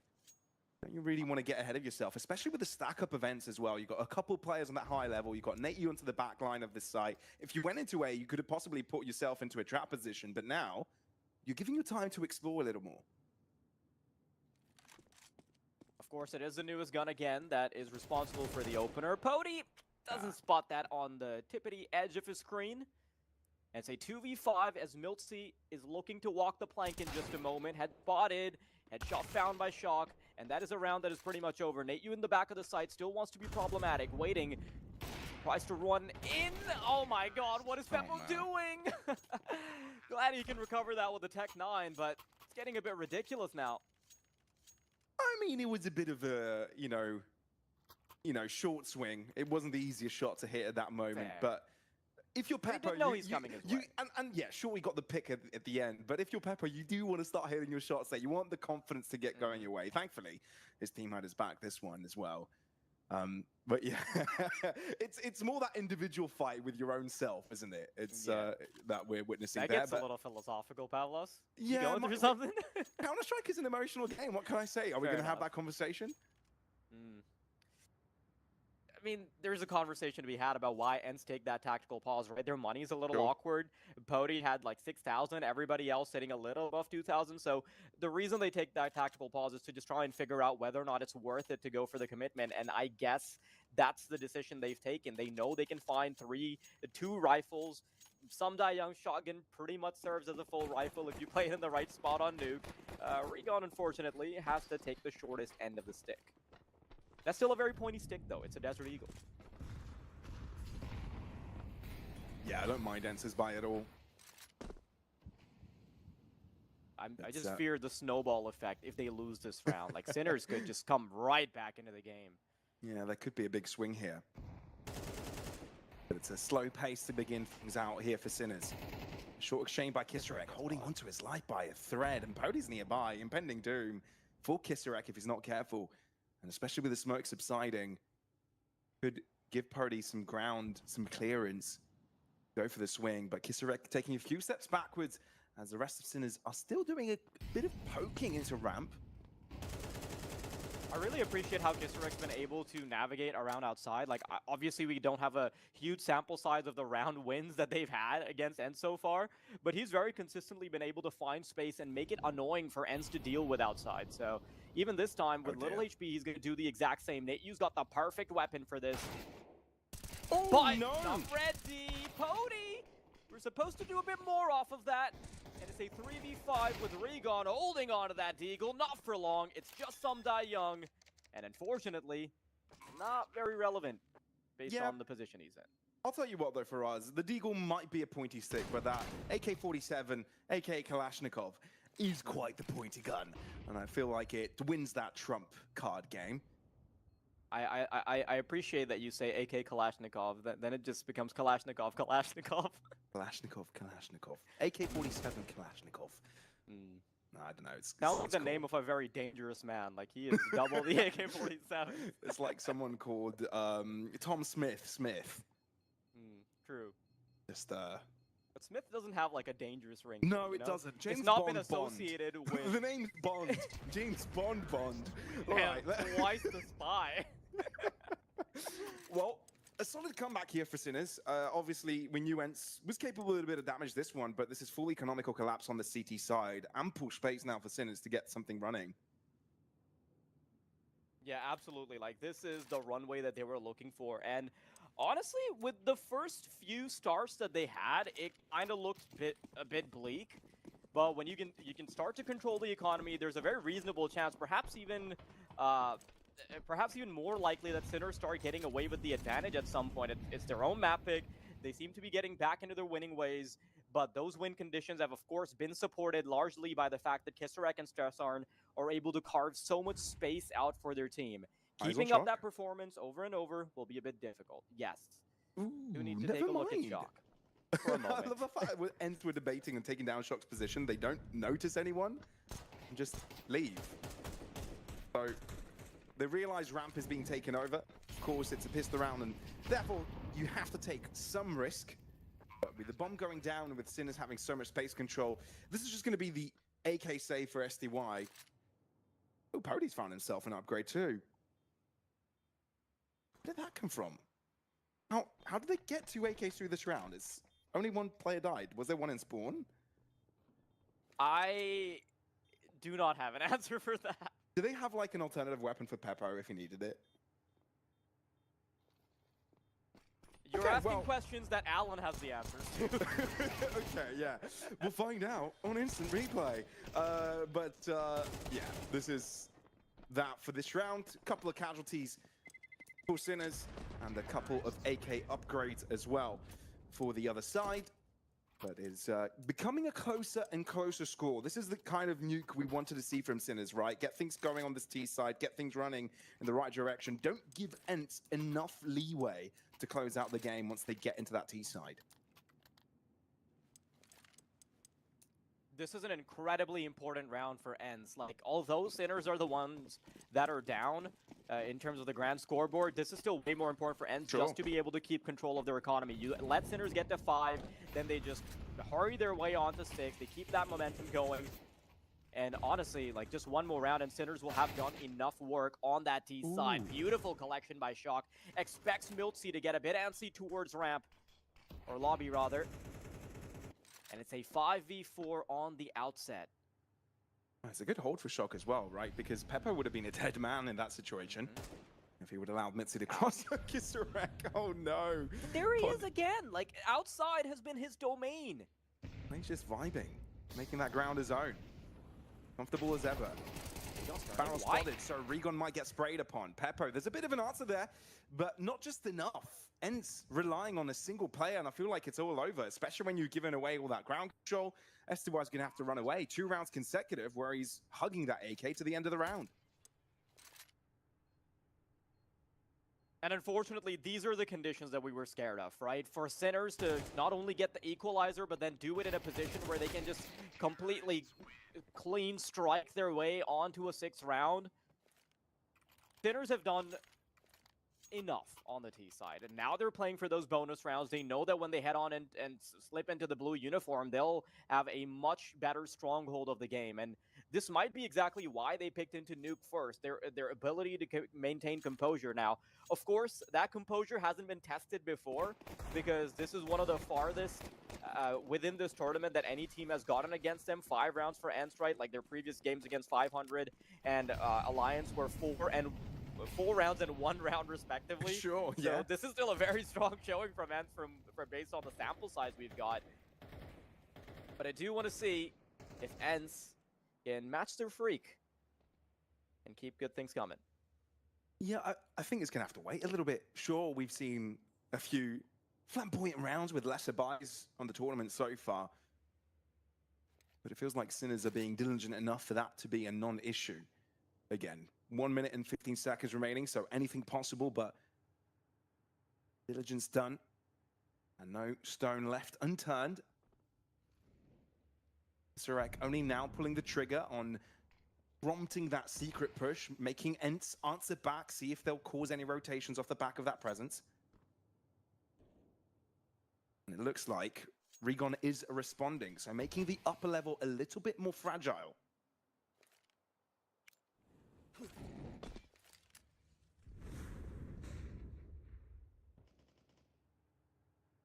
Again, a little bit of mulling towards that A side. And instead of Sinners looking to put even more pressure into A, they're looking to join B-Stick in their efforts towards that B cross. I don't like the way that Sinners are playing this at all. The longer you wait to hit a bomb site against a weaker buy, the more dangerous that weak buy gets. And Sumtai Young is going to make it awkward. They've got to get the bomb, and that's a double right there. Nate, you in the back of the bomb site will be so hard to clear. Stresshorn is trying to double book his way in. Comes in through from Heaven, and Kisarek is found. ENCE had no business winning that one. Oh, I'm trying to break that down here for Sinners, because it felt like at the start they had a clear idea where they wanted to put more pressure, create question marks for ENCE, make them answer questions, but instead they kind of fell flat towards that mid-round when it came to that decision. The setup didn't look great for that A site. 20 seconds were left on the clock. It felt like a bit of a last-minute decision, last split, and it wasn't quite, you know, dictative enough. ENCE read it, they get their first couple trades going in the right direction, and after that, Sinners were scrambling to pick it up, and it almost fell under pressure.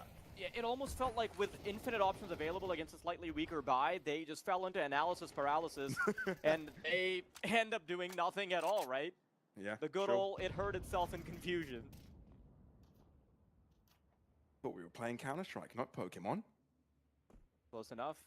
They're both turn-based games because they're based on. I mean, I guess ticks count as turns. Maybe, sure, yeah. It's a stretch. It's a stretch. Where we be lying sometimes. The both turn-based games. Yeah, man. I'd love to see Sinners throw a fireball or a lightning strike. Both moves that are not present in Pokemon. Love it.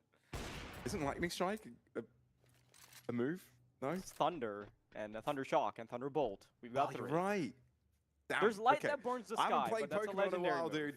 Even though we're walking past this round, it is the last round of the half. Quite very crucial. And SDY posting himself in the middle of the site could put himself under a bit of trouble. But he's found the upper level and is trading himself nicely. He's got reinforcements as well. So even if there's a flood out from Sinners, they could be in big trouble. Good idea to rotate over. And they just might have time to get the bomb down on the A side. Sure, but the bomb plant isn't what they're looking for now, right? It's just about turning the time back in their favor, make that clock favorable to them. Recon should not have gotten away with that, and there is no way you're splitting bullets to find 4 with 10 seconds remaining. ENCE, a great way to be ending the half despite the position that they were put in. Sinners, they had that runway, didn't they, Pavlos? They definitely did, and I think they started sprinting at some point, but they stumbled themselves over in a way, right? So, all things considered, I'd say 5 rounds on the T side, a very decent result and very respectable, and could potentially still keep their hopes alive in this map. But considering what we've become accustomed to what Sinners have done the past couple of maps, not what we thought possible, right? Those last 2 rounds were very unlike what we've seen so far from them, and ENCE showing that even when they start falling behind, they will always punish these types of mistakes. that of course does mean that Sinners have to recognize they are playing against a different caliber of opponent. ENCE, they're a team that, given enough time, will be back to contesting Tier 1, right? Maybe just a little bit out of reach at the moment, but not too far off. And Sinners, they might need a little bit more than just Stressarn and Kisarek popping off. I want to give credit to Kisarek. He has been an absolute thorn in the side of ENCE throughout the game, just contesting outside over and over, finding cracks in the defense, somehow turning up behind him. Like, we saw him get a lurk kill in the back in main. We saw him get all the way to garage. We've seen him come up to heaven without being spotted. So even with all that space being granted, 5 rounds is not enough to show for it. But maybe things will turn around on the CT side. Down to the bottom bomb site we go. Nobody's going to be able to catch them. Stressarn only finds the lurk. That's NateView. And it's a 5v4. Not for long. B-Stick on the angle. Some die young. 1 for 1. But will that be enough, Pavlos? ENCE on the back foot here, but at least they got the ground control to put bomb in the ground. Sinners waiting for all of their pieces to start arriving. But Rigon being a bit of the gatekeeper here could be an issue. You've even got Pody to balance off of this position. It's a tough one. SCY poking and prodding in multiple directions, trying to make sure Sinners are looking towards his side, but Stressarn cares not. Triple dual Beretta kill going in his favor. That is destructive by Sinners, putting them on the board already on the CT side. Yeah, a 4K, obviously, like, what more could you want from the newest additions, right?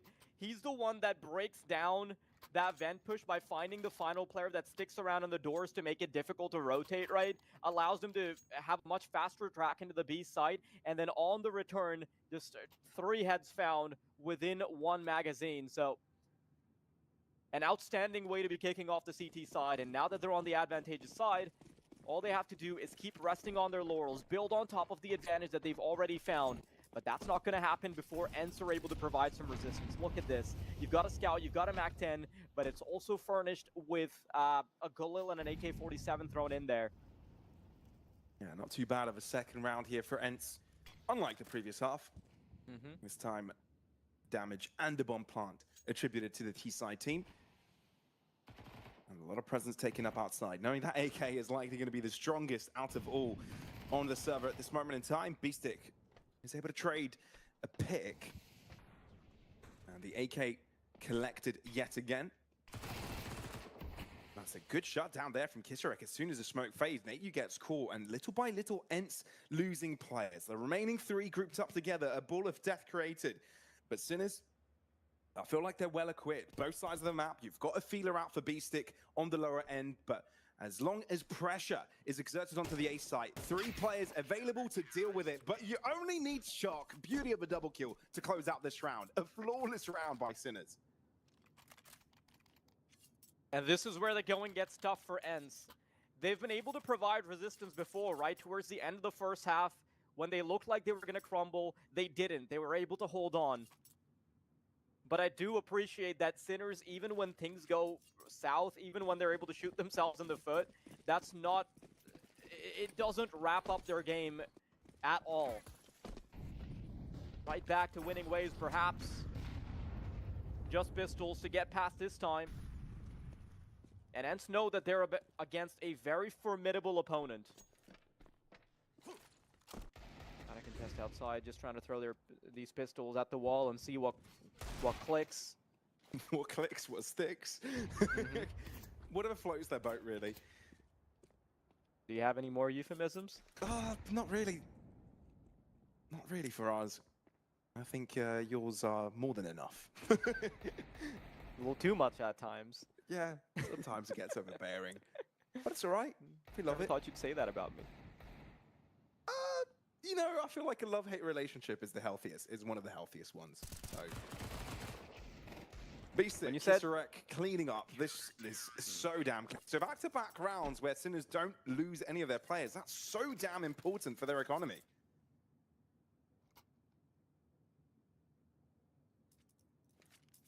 This round's going to be so important to find, and you look at the kill distributions, it's very clear that there is some individual efforts that are keeping both teams afloat, right? Maybe a little more so on the side of ENCE, because Some Da Young has 14 kills under his belt, But the other side a little bit more well distributed. You've got Stressarn, you've got Kisarek, B-Stick doing a decent job as well. Although Peppo and Shock have been a bit lost at times, that's all right. As long as the rest of the team can pick up the slack. There were definitely moments, though, where Peppo could have made this game a whole lot easier for Sinners. I've been looking at Shock here for a moment there, considering sticking around until the fade out of the smoke, but ends up dropping back. And Peppo joining in the defensive efforts of Ramp as ENCE slowed things down significantly. Classic nuke game, isn't it? A classic nuke start. That's what you come to expect as teams try and navigate all the positions available to you.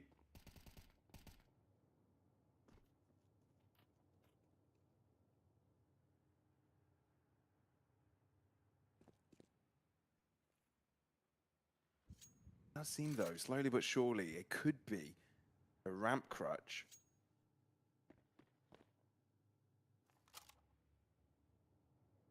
"40 seconds on the clock, keeping things to the very last second. ENCE not making a move just yet. Now quietly tiptoeing quickly into this ramp side. As quickly as tiptoeing can go, to be fair. Down to 25 seconds. Only one player available to that lower level, and that is Shock. And now this is where ENCE make their move, and there is not much resistance apart from Shock, who will fall instantly to the hands of Rigon. That will be the bomb plant and a 4v5. And if you're Sinners, do you really go for this? There's nobody close by, and that's the issue, right? I feel like when there's so little time available, trying to bring it back into a more basic 2 and 3 setup, something of that sort, might have been what the doctor ordered. But Sinners, it's a really good collection to give them a chance once again. Crossfire set up, Hippo and Raygon, there it comes. Flashbang's really good, and Stressarn will be the one to find a second kill. Quickly, this B site has been dismantled, and Miltsy and Nate, you have so much to do, but they won't do a lot of it. Sinners on the bomb in time. It's a 9th round for them as ENCE start to crumble. I'm a little bit confused as how ENCE fell down there. Like, they had all 5 players available, but none of them were able to win out their individual fights. I'm going to need to see that one again. That was opening there. I didn't see where he got that first kill, but that was the difference maker, right? Because then there's already a player on ENCE that is a little low, so you're essentially going into like a 3.5 versus 4. And obviously there was like a beautiful flashbang in there for Stressarn and Kisarek to be able to get some work done. Sorry, it was Peppo and the Kisarek, I believe. Cool. Just down to the micro duel. This wasn't strategic, it was tactical. It works superbly for Sinners. Look at this. Big hold for ENCE. And only AKs available to them. Limited utility. And they already lose Rigon in the process. Outstanding start to the series from Sinners. We get more and more answers as to why Nuke has been picked up by them. Shock being Shock pressured. sees them coming. Flashbang provided. Now stalemate. Yeah, again, ENCE, they know how easily they were able to get into the A site, into the B site, excuse me, previously, and it still didn't work out their way. So now, looking to see if they can gain an advantage otherwise. But Peppo this time has picked up the pieces. Welcome to the server, Peppo. This is how he greets his opponents. Yeah, rolls out a carpet of red. Soaked in blood. And he might have a few more clots to add to that. Never mind, he gets off the angle, so they are going to be allowed to head into ramp, but with only 2 players alive, 40 seconds, the full army of Sinners waiting for them. My goodness, what a shot from Shock. Barely shows the shoulder. Threads in between Miltsy's eyebrows, and Nate, you as well. I'll tell you what, for us, I feel like we've put a lot of emphasis on the newcomers for Sinners, Kisarek, and Stressarn, and that's for good reasons, right? Posting up a lot of good numbers, joining the team, doing a great job. But one of the consistent factors of Sinners, since we've known Sinners, right? Since the 2020 days, where, you know, Shock and Beastique and Oscar and whoever else was in that roster when it was check iterations over and over again, Shock has always been that constant factor, always providing entries, providing... I feel like he's a flexible player, so in any situation you can put him in, he'll be a strong asset, and he's showing that right now. Beautiful entries in multiple situations, and has definitely been fruitful to Sinners in their efforts. Of course, it's really important that he is stepping up in the grand finals. adding just that little bit more oomph that they needed against a Goliath like ENCE. And if you're going to take down the favorites, that's exactly what the doctor has prescribed. Down a secret we go. ENCE has been able to get there without much of a scratch, but it's going to be more than a scratch by the time they run into a fight. It's locked and loaded as far as weapons are concerned for Sinners. But maybe a swing round is what ENCE need. I mean, you only need one round to break a streak. And only need one round to bring back the confidence. The score isn't too far-fetched. But the pistols here are ENCE's only course of action. But thankfully for them, an open B site, free real estate they'll take for their own. Flag planted. And Peppo at least gets one in the process. Shock's position isn't being notified, telegraphed, and ENCE are going for the chase. They know need to isolate these picks, and indeed they have. How many more can you get? Can't afford to mess this one up, Beast-Stick, but he does. Stressard and Kisserek trying to pick up the pieces. There's the angle posted up by Pippo. And all he's got to do is take care of this one more player. Doesn't really matter, though. I think they'll have no troubles getting the defuse down, and it's way more important that Sum Da Young gets away with the AWP. Sinners, a great retake. But ENCE will get a little bit more than they might have been able to bargain for. I mean, sure, free bump on, AWP up for free. If you're ENCE, I feel like you're happy with that. You take 3 players down in the process as well. That's as good as an eco can really get, apart from winning.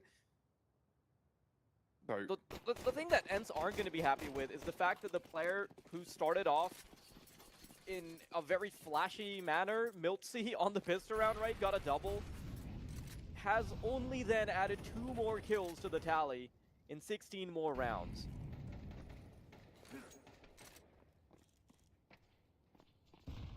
yeah, it's been a bit of a dry spell, hasn't it? For now, ENCE looking for a change of approach. Peppo, in his attempt to peek out of secret, gets his head ripped open. Don't have many more chances in the tank. ENCE definitely need to gear up sooner or later, and later's not an option. Flashbang to get a little bit of info from Gisareg, but that also telegraphs that he is close by. B-Stick needs to find a good timing. If he can do that, then this would be really problematic. Shock trying to hold the line. There it is, B-Stick in the back line. These duels are getting so awkward. There's nades flying in. Stressarn on a vertical angle is very impossible to hit with the AWP. And Nature's trying to look for the 1v3. He's got 45 seconds. He needs to be precise. These bullets need to be surgical.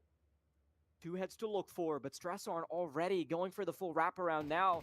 Nate U's options are limited. He's going to step forward, but Stressarn will do the same, and Sinners are on map point. I'm going to be honest here, Faraz. It feels like Sinners are so well cohesed with one another, right? You've got a couple of pairings that know the timings, know how you want to work out. You saw it with the first flash from B-Stick trying to allow Stressarn to going for a peek and hut. You've also know the timings between B-Stick and the rest of the players onto that A site. Was it Shock on that? No, it was B-Stick, right? On that potential flank as well. I feel like Sinners are really well placed together. And ENCE, even though it felt like they had a bit of a timing there were backup plans available for Sinners to get things running. Already from the next round, Peppo with first blood, and ENCE trailing behind while they are in danger of losing map number 1.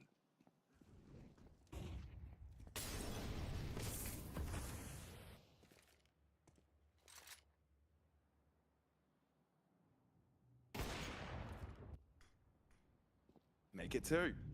It was a slow start for Peppo, but now he's really ranking up these numbers. His track on the flank, this is so disruptive. This is it. That's it. Oh my god, Nothing. It is so damn clean by Sinners. All 5 remain alive by the final round. Sinners completely obliterate ENCE on nuke. The best way possible to start for this Czech side. Oh boy. Yeah, what a devastating way to get things done. And I think there's tons of stuff that we have missed. We were talking about the replays, that we need to see them, but it's going to be Alan emerging from the analyst box to break it down. Heading over to you. I'll do my best, guys. I'll do my best to do that one justice. Yes, a monster map from Sinners. That was absolutely fabulous. And obviously, given that map started 5-1 for ENCE. Sinners must have done a lot right to win it out, dropping so few rounds from there. Let's think back then to that first half. I think the main player for Sinners we should discuss is Kisarek. Kisarek, alongside B-Stick, would play a lot of rounds outside. Kisarek would normally be kind of the spearhead, the front prong. They had so many good moments, so many good little pieces of team play between those two to take control. And Kisarek was just being so annoying for ENCE by getting so much space outside, always being disruptive, and always kind of getting in the back lines. And even in the first few rounds they were losing, you could see that Kisarek was doing a lot right, and it was only a matter of time until that script started to flip. So he was a good big factor. And as they lost those first few rounds, they kept the money so low for ENCE that as soon as they started winning rounds, the money just completely snapped. And that's how they got back into that first half so quickly. So I think for the most part, Sinners did call a very good T side, and they just did so much problems, caused so many problems for ENCE with those outside moves. And ENCE were always playing catch up. There was playing down the vent. There were players getting down secret. Kisarek was getting so many kills and so much room that it was really hard for ENCE to operate. And I think they struggled quite a lot. Now, flipping on to the second half, much easier for Sinners. They win pistol. Massive round for Stressarin on the Julies, a 4K for him. And he's someone obviously we're going to mention a lot because on the CT side, Stressarin was just an absolute monster. And which is quite surprising given that he plays a anchor on this map. He'll normally be maybe Mustang or Heaven or on the silos, or sometimes he'll be on Hut. And he was so good during this half, just an absolute bastion of defense. It was impossible for ENCE to get onto A without losing numbers. And given that Kisarek is the door player, so he'll either be kind of top Hut or CT vent or maybe close to the T vent or in main, given that him and Kisarek were playing, Kisarek and Stressarin were playing so well, it was just completely impossible for ENCE to hit that A bomb site. It is absolutely on lockdown, and then on the kind of extremities, you had Shock on ramp, was making good moves, staying alive, not doing anything crazy. B-Stick, again, very experienced player on outside, communicating well, getting his teammates moving around. And then Peppo was quite dynamic and made it, again, very difficult for ENCE to default and get space without going down. That CT side for Sinners, it was just absolute perfection for them. Seemingly everything went right. ENCE couldn't find a lot of rounds that worked. They rarely got the bomb down. They rarely got a lot of space. And I think all in all, Sinners just completely outplayed ENCE here. And ENCE, despite being historically some of these players very good on Nuke, despite having some good results recently, they were not up to the power of Sinners on this map. And they got schooled in a lot of aspects, and particularly by Kisarek and Stressan. They had nothing really in response. So Sinners vindicated with the nuke pick over Overpass. That looked great. Next up is going to be Dust 2. ENCE's map pick in this series. Good results as of late, but I think some warning signs potentially from that first map. This series is not going to be a walkover. ENCE aren't necessarily even the favorites to win this anymore, and they'll need to prove that they can take this title on map 2. So quick break for us, and we're back. We'll be straight into Dust 2. We'll see you then.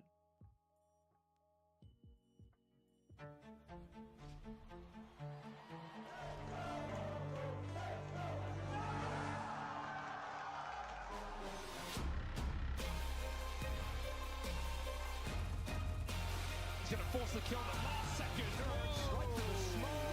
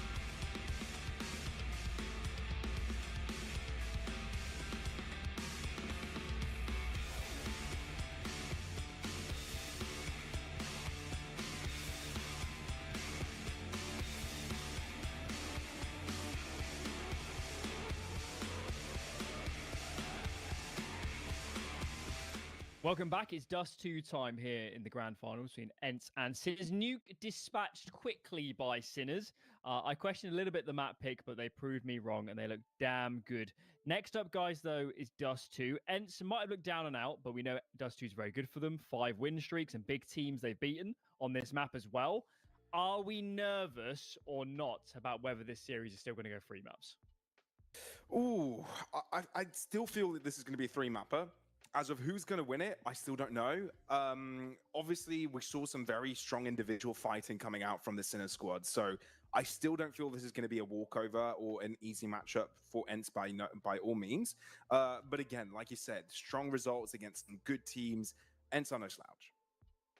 Absolutely, and you've got to remember that ENCE's that was like the best map of Sinners, right? Now they're going into something that is much less rehearsed. So apparently we are about to go live right with the game. We're going to have answers as to how that one's going to go in just a moment. We're putting Alan back in the analyst box. Hey, dude. I like boy, how he let's moved go. back. Like he's fading into obscurity. Like, what? Yeah, that's fine. I mean, we'll talk to him later. We'll see what he thinks about the game as it goes on. But for now, Sinners seem to be a little bit in favor versus ENCE here, given the Thunderpick odds. But ENCE, we know how strong they can be on a map like this. We'll see how big of competition Sinners can be. So far, very impressive since the start of the tournament. Since changes have been made, Beastic will be confronted first with a 3-player push up in mid. Basic. He can grab the info here, but probably not going to get a whole lot. In fact, just some damage that comes his way. And short control's already been established, so you've got 1 minute and 10 seconds on the clock. Your players are already quite far pushed up. They've gotten past B-Stick. And Sinners now have a decent idea of where most of these players are. Not With one left preemptively. behind, they're going to be. Oh, They're yeah, rushing towards B6 position, and they catch him on the cross. Suddenly, there's only one responsible of this B-side control, and it's Dressar not able to get much damage across in time. Regon, great headshot landing, and therefore ENCE steal away this B-bomb site. Incredible stuff being done. It gets a little bit awkward, right? Because you mentioned that the bomb was in a different position, and they go into B late. And Sinners are absolutely not ready for it. A 3v5. You're so far away from the action. The bomb's already halfway ticked down before you can even start to make yourselves relevant. And with the fact that you've got 3 sets of Kevlar still available, there is a very reasonable chance that they just want to give themselves a better shot in the next one. So they try and fade away, caught by the dualies anyway, and they won't even get a chance at a retake or a chance to save the Kevlar. So Regon get every single one of them. Beautiful. Why not?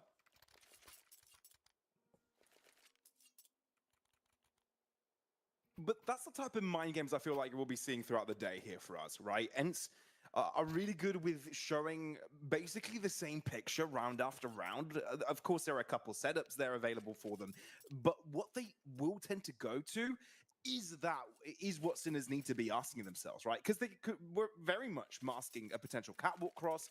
I mean, we even fell for it for a moment, right? But there were a couple of players lining up for that B push. And I feel like that's why ENCE are really good at this. It's just masking what they're about to do. And a lot of mind games required for B-Stick here. There's definitely going to be way more layers to the game plan of ENCE when it comes to Dust 2. And you're right, the way they're starting off, the way that they are accustomed to starting off their rounds is akin to a default that has many heads, right? It can very quickly turn into anything. So based on that bomb position, they were able to go middle this time around, but I do want to see how the rest of this game unfolds. Sinners, of course, are going to have to take a back seat for a moment. We do have a technical boss, so we're going to have to take a back seat for just a second as well. But Sinners, it's going to be a little while before... Okay, never mind. I think we should be going underway in just a second. Yeah, I was think they disconnected just needed and to we should be restart the fine. server for something there. And a player had to reconnect as well, so I feel like it's just making sure that everything is refreshed. But with the time ticking down, back to normal, back to square zero, and it's ENCE with their buy-up, their force, and Sinners only investing into a scout on Peppo.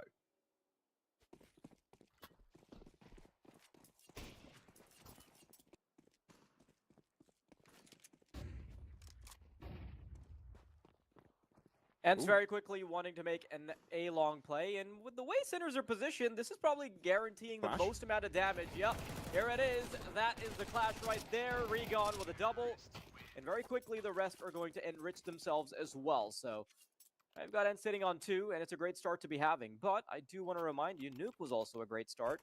Didn't end the way they wanted it to. No, you're right. You're right. Still could go either way, and Sin is starting things off on the CT side as they have elected. We'll try and do as much damage as possible. Now they're off the pistol and follow-up rounds. M4s all across the board. This is where they can do damage. You do not want to allow ENCE to get too damn comfortable on this one. Early pressure exerted over in tunnels, double HG, so will keep 3 players busy here. But again, ENCE not opting for that push early on.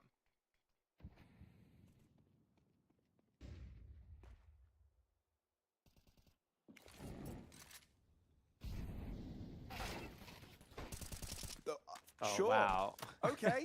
Sometimes That that's is- how the cookie crumbles. That is allowed, apparently. And Stress aren't. Great collection.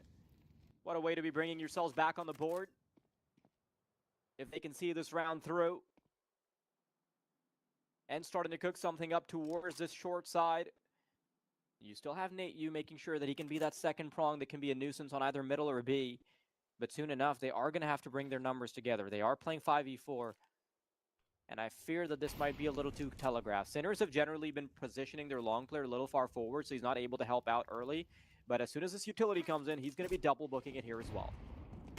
Double flash. Molly into Goose. This is Not- Beastic not in deep trouble. enough. Throwing a smoke a little bit late, therefore down to 68 points of health. Again, not the stick in terms of plans here for ENCE as they take a few steps backwards, making Sinners question if this is going to be the full A-site exploitation. On the 25th second mark, a few steps backwards, but this is to regain momentum walking into this one. Flash thrown, and in the ENCE players go. Stress on, looking for the picks. Takes a lot of damage in the process. Shock looking to Wow, join, a but second? Stresson does a lot. All he is needed is his presence. Nate, you gets caught with Peppo swing and blinking, you miss it. Rounds over. Potty with 4 points of health, and he's being chased after. This is a really nice showing there from the Stresson side. Cody is thanking his lucky stars that he gets away with that, Huh. right? Okay, sure. Nearly spotted there too, but okay. That's a really good defense. You're right. Like, I thought for a moment that the Molotov wasn't deep enough, but it's a really good smoke immediately deployed by Beastic to find himself some more mobility. Then it just gets really hard to fight any of those duels towards a site. With Stress Arm being tucked into the corner, he's got the support of 2 players as well. Just very difficult to crack the code there. And Sinners are going to be bringing themselves back on the board much earlier than we thought would be the case. Now, here it comes. Gets the wreck. Doesn't have his weapon out, and he's going to get punished for it. Some utility deployed to buy Beastic time to back away, and he does still have a comrade in arms. But this is the entirety of Long being given up. In the process, ENCE take a lot of damage though. We've gone down to 17 points of health. Miltsy at half. They slowed down a little bit. Again, if you're Sinners, you know that ENCE could be doing anything right now. It could be a potential rotate towards the other side of the map. It could be them sticking to their initial plan. What strong pickup. Stress on, good to trade it though. Down to 39 HP is an attempt to fight back. B6 push, this could be really good, but he mustn't get caught off with these far positioned players. Is that Rigon in pit doing damage? No, Rigon's up close. He's the one trying to face up against Beastic, but Sinners' IGL jumps on a box and makes himself visible to a couple of the players. Therefore, Sinners are going to have to wave the white flag here. Yeah, unfortunately, they just don't have the numbers to try and go for it, right? Even the Molotov looked like he was going to stop them for a moment, but it really doesn't matter. That doesn't convert into anything meaningful. Stressheart and Peppo just want to hold on to these rifles with dear life. An upgrade to an AK-47, so Stressheart gets a little bit out of this commotion, but they will be chased. They will be chased by Pody. He was the victim the last time. He was the one that was being hunted, and he'll be the one to dish out the fear now. Communicates the info where these last 2 members are, and ENCE might actually want to double up just to make their lives a little bit harder. I do want to remind you, though, that there's not much money on the ENCE side, so Sure. it's not really worth the squeeze to get this particular juice out. Yeah, I mean, talk about squeeze. I feel like this is a bit of a handshake between the two teams as well, right? They're like, okay, we don't have money. I'm not going to go after you. I don't have money. I'm not going to go after you either. So, yeah, that's very much the case in this situation. And ENCE able to get back into the flow of things. Sinners, on the other hand, no, this is a bit of a desperate time for them as well. Fully invested. You can see the two players that saved throwing weapons to the rest of the team. If they lose this one, ENCE could get away really quickly and build a substantial buffer between themselves and their opponents.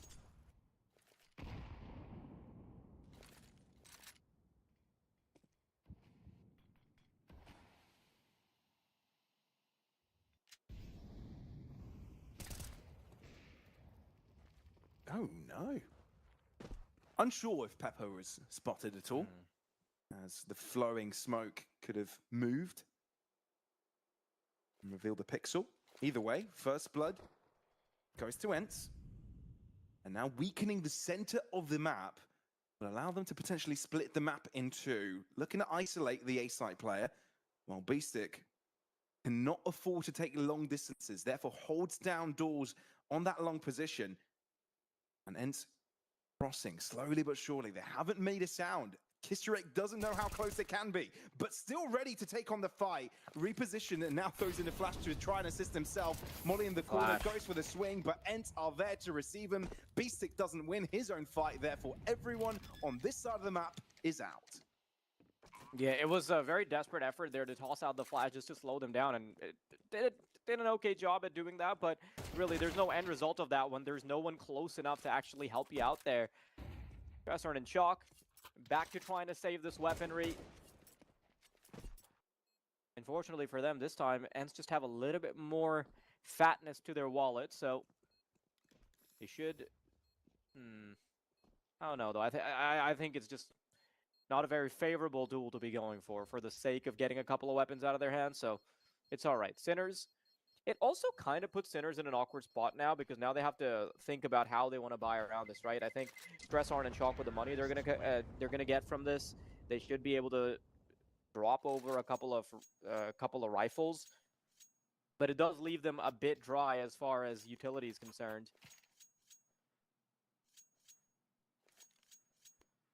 Surely they buy around this, right? It's a tough call to make, isn't it? I think there's also the debate of knowing that even with a couple of hero rifles, they can chip out damage, but knowing the importance of utility on the CT side, especially against what ENCE throw at them, and how prolonged the rounds can go, I can understand them focusing a little bit on the long game rather than trying to commit everything they've got in this one. Yeah, it makes sense. You're definitely right about the fact that utility is a big difference maker here against a team like ENCE that's happy to play a super elaborate Dust 2.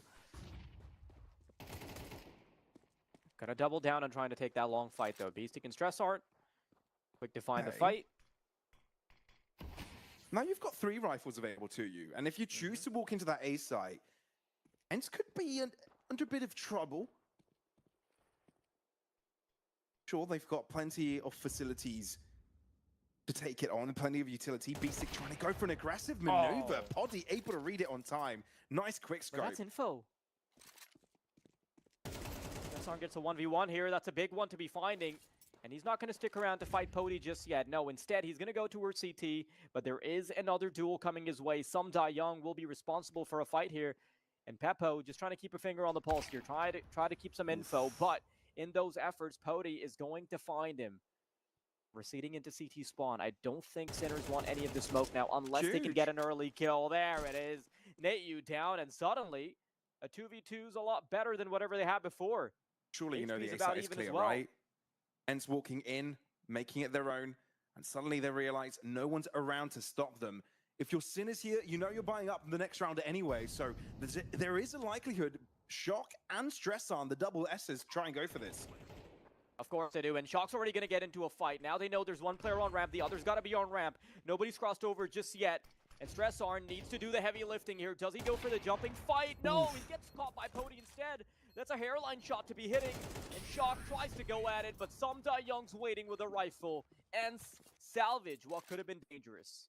I feel like there's positives you can provide for both of the teams here. Sinners knew they had to be a bit of, bit disruptive, try to go for a couple of pushes here and there, and it did net them some early trades, gave them some extra weapons, gave them information, but ENCE also played it quite smart, right? Played it methodically, knowing and clearing out spaces one by one, and once they had the information available to them on the clutch, there wasn't really much Sinners could do to counter them. So, again, Sinners, if they're continuously able to disrupt, maybe they've got a way back in. But if ENCE are able to subside it by trading right back up, then the game becomes very damn difficult.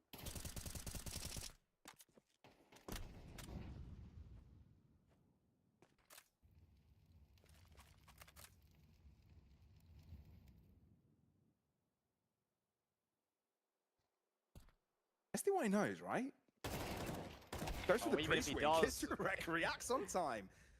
One for there's one, a and bit then of on the extra back damage foot. on Pody.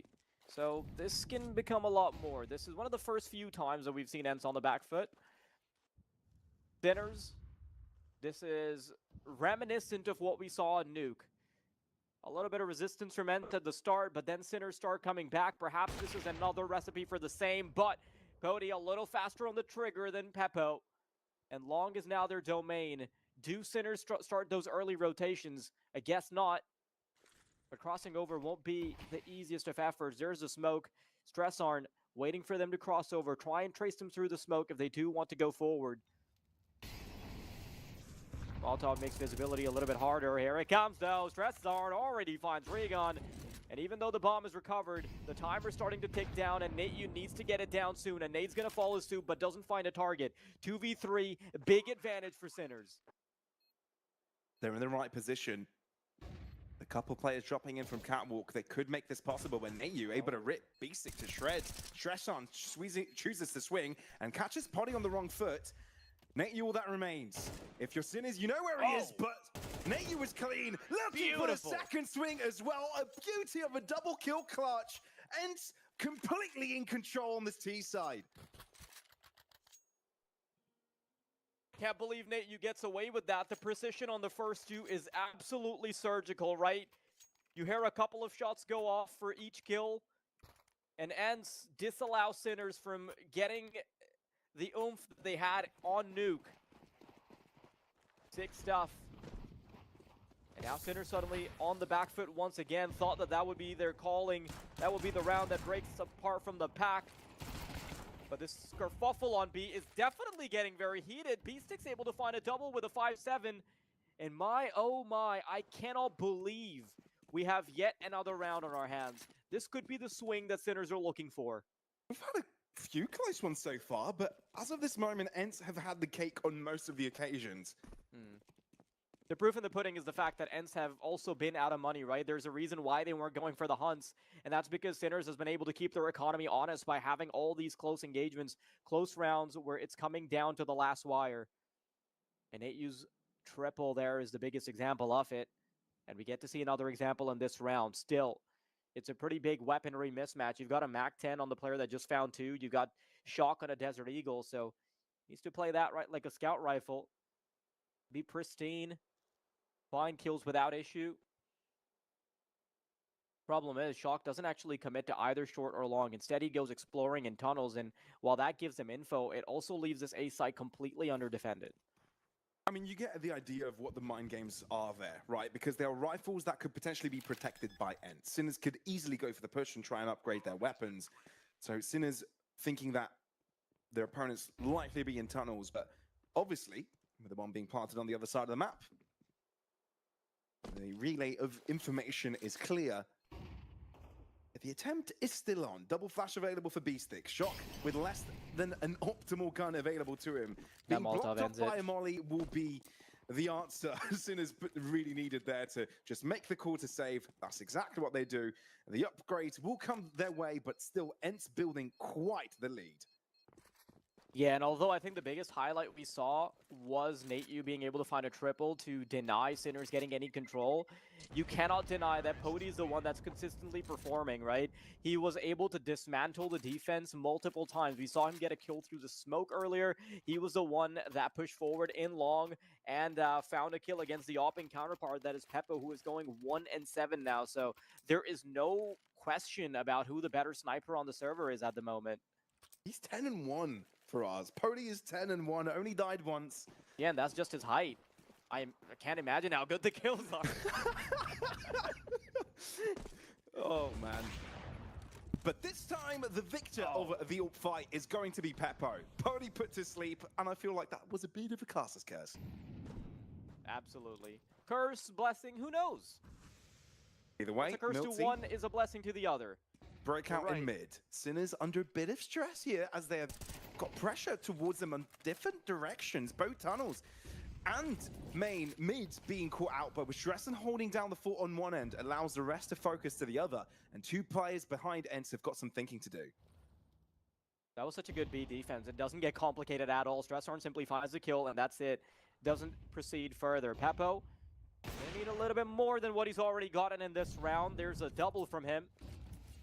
And as soon as we point out that 1-7, he starts gaining some traction. Nate Sum Young, so much more to do.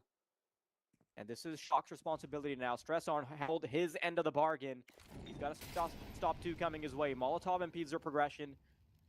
And I think this round is pretty much over unless we see some crazy heroics. Two players on the vertical angles makes it nigh impossible to win the duel without losing a player. And as Sum Young comes in, reinforcements are about to arrive. Stresshorn trying to keep things clean, but eventually finds a great headshot. Sinners finally on the board. Yeah, on the post end of that round, that was a beauty of a setup there for Sinners. Obviously, you want to take that 2v2, trying to catch them off, especially when you've got the information that they're trying to break through tunnels and the molly is kind of holding up their progress. But once the pick is found, once there's a bit of a fight back, Stresshorn knows there's no need to take that 1v1. Holds back, and as his opponent tries to close up the space and get that bomb down on the ground, just goes for the swing, connects with the head, and Bob's your uncle. That's the round. 7-2 now for ENCE, as the gap has been breached a little bit. 3 rounds remaining on the half. Not an impossible scenario for Sinners to get back from, but they need a little bit extra, and this just might be it. Beauty of a flashback V-stick, but Kissarak can't get away in time.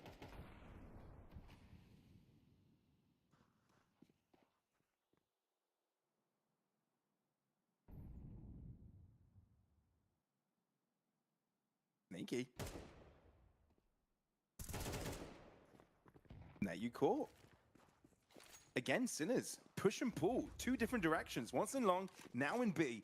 And now ENCE know that the flanks are being covered, the extremities have been pushed up upon. Let's try and take Catwalk down, they say. There are still 2 players available to this hold. The flashes are flowing. There is some extra smoke to give them that extra cover. Looking to push through, but they need a pick, and without it, Sinners have the upper hand on this retake. They gracefully give up a lot of the space, given this bomb site for free. Sinners thinking that this 4v5, 4v3 is favorable. Yeah, and they definitely think it is by a huge margin because they're going to slow it down. Pody, this is the shot that you really need to hit. Flash isn't good enough. Tries to get a double, but Stresshorn's already posted on the angle. There's the next one on the chopping block. Sum Young falls very quickly, and it's once again the newest guns doing the heavy lifting. Stresshorn, 16 kills to his name, and it's a triple as Sinners get their 3rd round on the board. That is an insane individual scoreline, by the way, to have when you only have 3 rounds. He's got more kills than the entirety of the rest of the squad combined. No, it's ridiculous how much impact Stresshorn has had. It's in the rounds that Sinners have won and in rounds that they haven't. It's, I mean, the young North Macedonian is really pushing his teammates upwards, right? Providing situations that really shouldn't be possible. And it ends under economical strain. Going over to the pistols, everyone getting the pick of their favorite gun. And it likely is going to be a bit of a rush. Obviously blocked off early for a potential B push. But they're hoping that they can break away once the mollies and smoke subside.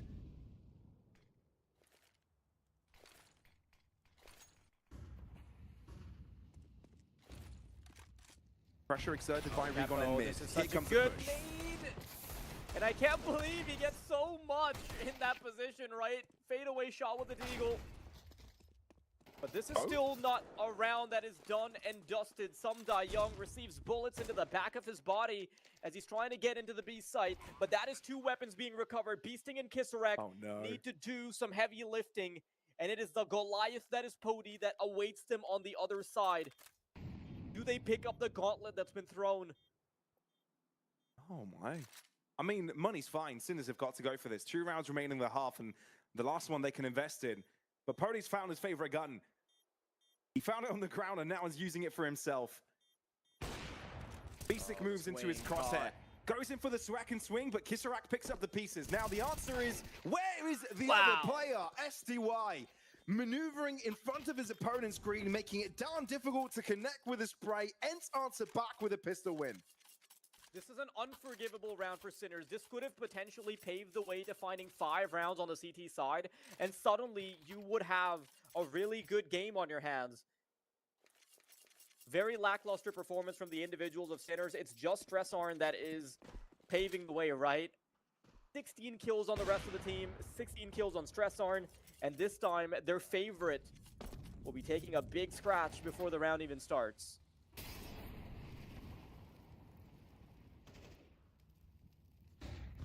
Peppo's panicking. Ow! I see no panic there for Oz. That is clinical by Peppo. Maybe I don't want my doctor's hands to shake that much, but if that particular clinic can fix me up, then okay. Hey, if the result is good, I don't care if his hands shake. Although, Sinners wanting to go for another one. And Peppo continuing to find players, one after the other. Of course he's got to embarrass me, right? Great nade. My goodness, HG accurately thrown as well. He's got the lobs down as well. What else is this man capable of? And it's a big find on Pody. 4 rounds might not be exactly what you're looking for, but it's the bare minimum to make yourself relevant. Ow. Okay. I feel like the mistake started with Peppo pushing up mid. Basic, of course, you want to try and pressure more, but with Stressarn being low, okay. With Nate falling now, Miltzy was a lower health player from the 2. A 1v2 could be possible, though. We saw Miltzy win in a situation like this before. He's going to get found easily. Oh, he's on the angle. Ooh. Never mind. Okay. We saw a couple of situations that could have gone astray, however you want to put it. But Sinners do pick up the pieces by the end, and I feel like an 8-4 half is not impossible to come back for. Sure, someone could argue this could have easily been a 7-5, especially given a round over to the pistols. But I feel for Sinners, beggars can't be choosers at this point. It was a rough start, and they have kind of brought themselves back for a fight. Dude, the Battle of the Goliaths there is so insane. 2.6 and 2.83 KDR on Pody and Stressarn respectively. It's not even the same role, right? But I do think that Peppo stepped up very nicely towards the end of the game. Towards the end of the first half. And if he can continue to build on top of that a little bit, then we might see a pretty big change in how things play out. But I also feel like being on the CT side now perhaps emboldens Pody to perform even better.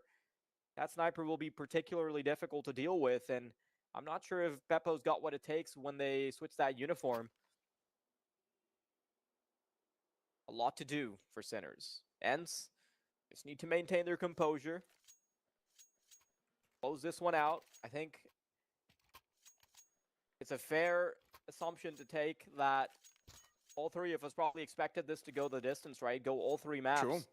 And if it was going to be a 2-0, we would have expected ENCE to be the ones to spearhead that potential.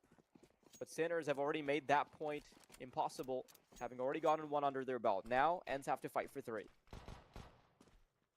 Yeah, the troubling factor for Sinners is that no longer having that CT side to build up rounds, it'll be tough to get things flowing. But maybe they can muster something up like the Finnish organization has. SDY, that is a beauty of a peak, beauty of a cross, and beauty of a double. Everything's aligning nicely, and Sinner's being crunched down in the middle, pincered in by the end as Pody joins in on the efforts, and ENCE collect the pistol, making their jobs much easier now on the CT side. Unfortunately for Sinners, there are going to be very few gun rounds that they get to play on T.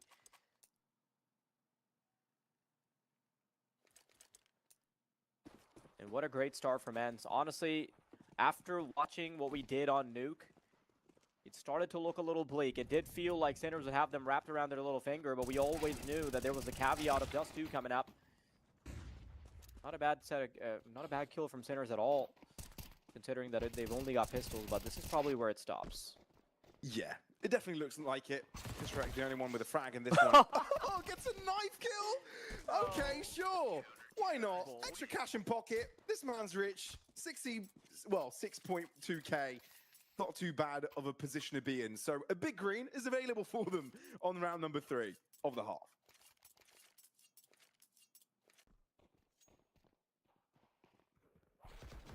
I like how it was so sloppy as well. Like, it was so limp-wristed and stupid. It's worse when you die to a knife like that. But 3 rounds to go as ENCE are looking to close this. But Sinner still might have some gas in the tank. ENCE not wanting to back down, but this try-push works out beautifully. Regon is the only one to get to, so if you look at the grand scoreboard, it's not all hunky-dory, but Miltzy's able to bring things back. Yeah, Sinners don't know it, but the B site's clear. Pody trying to close up the distance. He's got a cross line to cover, but Shock reads the position, and instantly Sinner's in pole position. Miltzy has a slight advantage with his HP, and the utility might be useful as well, but that would have to give up his position. If he can flush out the back of the bomb site, things get much easier, but Stress Arm won't let that happen. 20 kills now, and Sinners, this little interruption might be exactly what they're looking for. ENCE now will have to wait a while before they can be fully locked and loaded with the money. We're actually going to elect to try and buy up. This could get very awkward very soon for ENCE.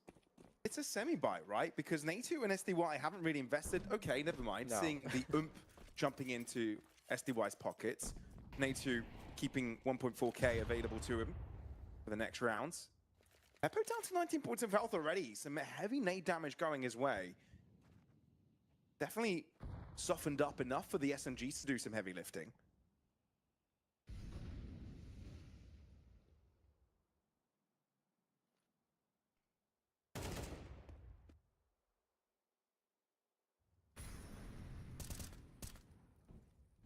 Each of these rules matters so much more for Sinners. Very nice shot from Kisarek. Catches Miltzy in an awkward position. Peppo's quite low though, so there's a chance that there's some damage to be had there, but ENCE, it does make for weird finances from here on out if they can't close this one. You and I both anticipated that it would either be a save or a semi-buy, but they've gone a different route.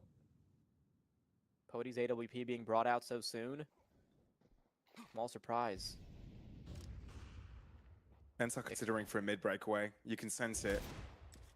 Thing is, you don't have a flash available to you, so you kind of hope Sinners are distracted on an A push, and then you can quickly create a flank that they need to watch. But Sinners not looking to do that. Instead, going for the cross, and they find SDY and Pody waiting. This is alarms ringing here for Sinners. They need to collect the bomb. They throw down a smoke to cover, but with Pody dropping, now there's a way back here. Regon closes up the distance. The deagle there, but you're running out of space, running out of time, and you need to close in on Regon's angle. You know where he is. Therefore, the chase is on for B-Stick. Throws an HE in behind him, and he's able to bolt away. Safety of the tunnels, gets away. No time to pump. No time to chase. The round goes for ENCE. That is such a disaster from Sinners. It looked like they had a full grip on this, right?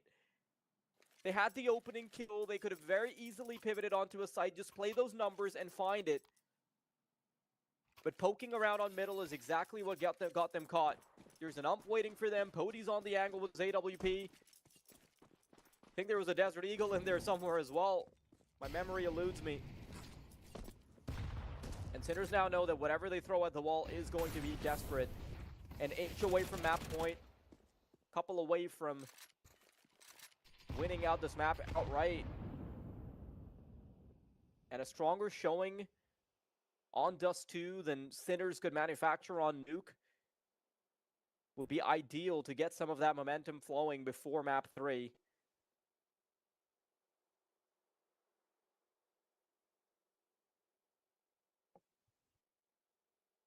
I mean, ENCE have been the better team on Dust 2 for sure. Sure, you've had some standout moments from Stessan over and over again, but those one-man army situations are not going to be enough. And Rigon making clean work of anyone who stands before him. Thick trying to close up the gap towards this B site, hoping that together with a shock they can get something done. But this is a big mountain that ENCE have been able to climb, and Sinners have not even entered the start of the trail. Long way away from each other. And Rigon in complete control. A three-piece for him for the round. And map point for ENCE to stabilize the map score. This grand final could still go either way. Mirage an arm's length away.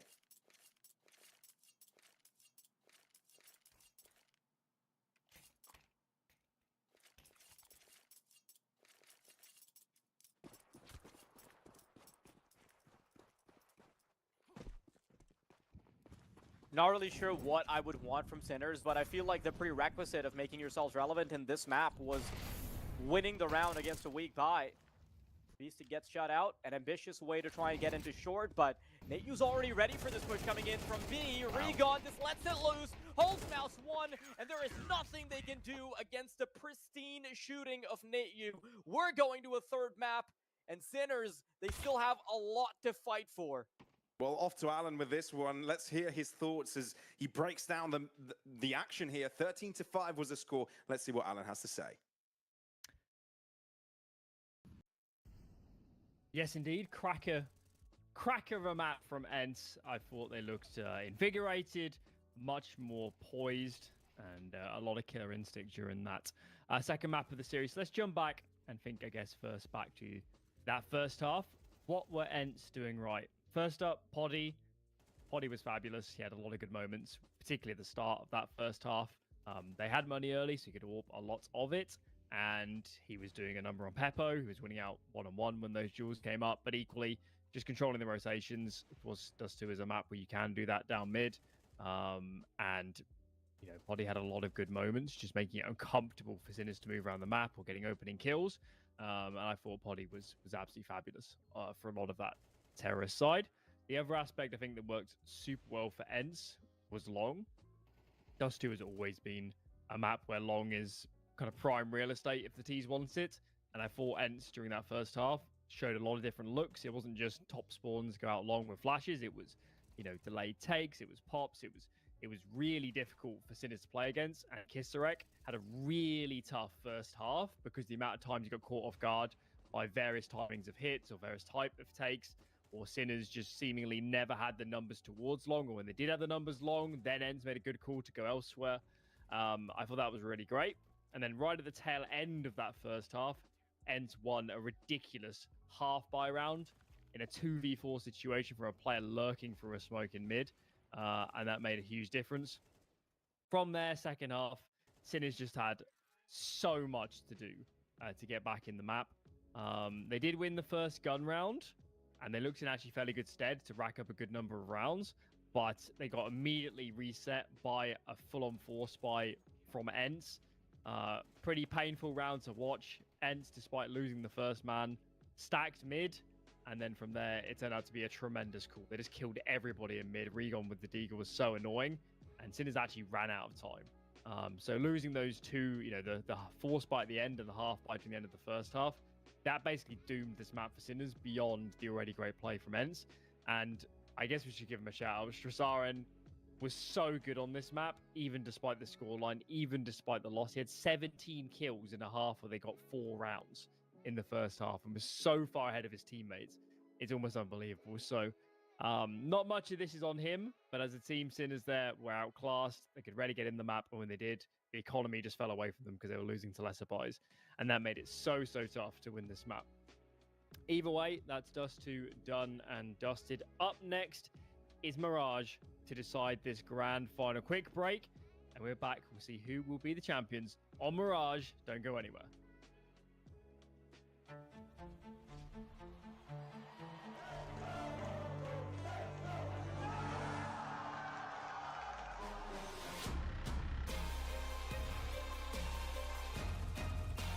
He's going to force the kill in the last second. Oh, right through the smoke. Look at him go.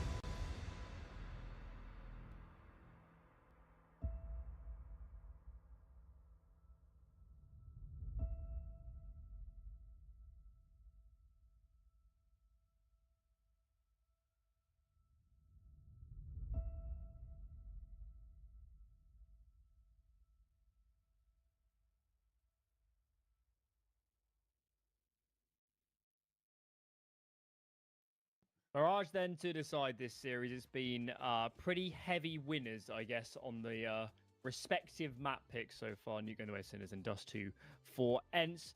We did feel like a third map was likely, but it's got to be said, the form ENCE brought to their second map, it's surely got to make us believe again that they are in championship winning form. They looked absolutely fabulous.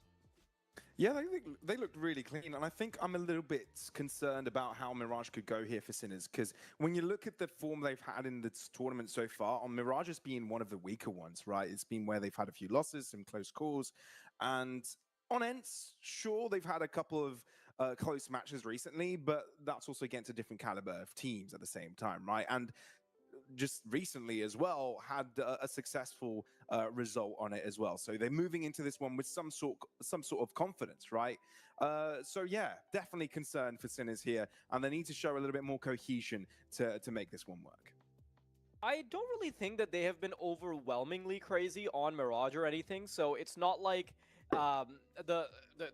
like even when they are playing against better teams, it's not like they have been super competitive on the higher ranks. So I still think that Sinners have a very reasonable chance of taking this one away. Now, obviously, I think the hard pill to swallow here for Sinners is that they themselves, even within a lower caliber of teams being faced, they weren't looking all that successful. So this is where I think it's very uncertain territories for both teams, but it's definitely a better position to be in if you're ENCE.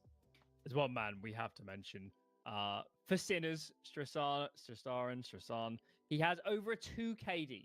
Over a 2 KD right now in this series, and they just got absolutely dominated on the second map. There is no doubt that this young man is here to win the trophy. It's his only goal, and he is doing everything anybody humanly can to win it. There's a phrase that nicely describes this: kicking and screaming through his way in the game, and that's exactly what he's done. We'll see if he continues doing that as we're jumping into game. Thanks again, Alan, for taking us through this pre-game, and yeah, see you on the other side. All right, Faraz, let's get cracking. Third map and deciding one. This one, we'll get to see either ENCE or Sinners getting their ticket into the finals of the grand finals of potential Malta-LAN events. And both the teams looking for that lion's share of the cash prize as well. As we're getting right into this one. Mirage is where they're battling out. Sinners on the T side, ENCE on the receiving side, as Pepper looks to take a swing out catwalk. Oh wow, those are some really good kills to be finding. It's just a kill feed being flooded with the names of Sinners. 2 players remaining now. Regon on Nate Yu. Tons to do, but they've got a snake in the grass that they've got to deal with. Peppo 6 around. There's a headshot right there. And even if he doesn't get anything more off of it, I think he's done more than enough. Regon, we already know that he got an ace in the pistol of Dust 2.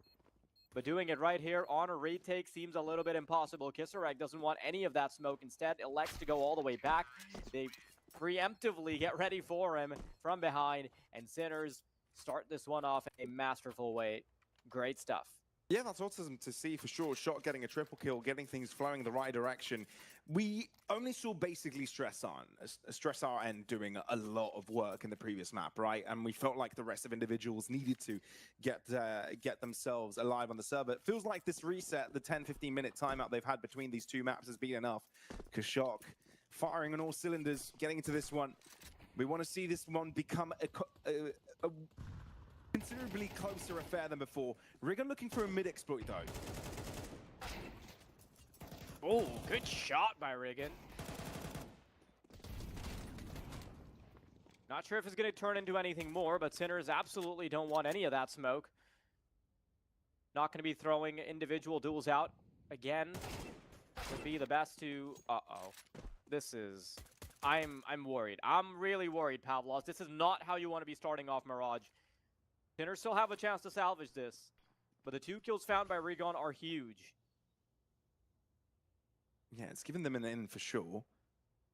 AK in the hands of Poddy could also net them a lot of damage, but they are making the wrong call to move out of this B-bomb site. 3 players now crossing into Mark, and it's given Sinners a golden opportunity to find the site for free.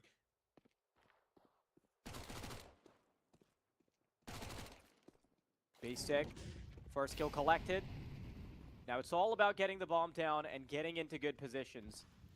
ENCE might want to bundle up their resources and everyone through short. I think that's exactly what they're going for. Peppo, you don't want to be out in the open for so long. He's the first line of defense, and he's quickly going to back off after thinning the numbers. Never mind, milC eventually finds him, and his B-Stick and Kisserek to hold the line. This tug of war will be difficult to win, but the time is on Sinners' side. They have to hunt for these players in the back of the bomb site. Kisserek needs to peek soon. There's the shot. milC down. And the 2v2, surely the bigger weapons are more favored. Some Young trying to circle around. Shadow betrays, and a headshot's connected by Kisserek. Sinners, close call.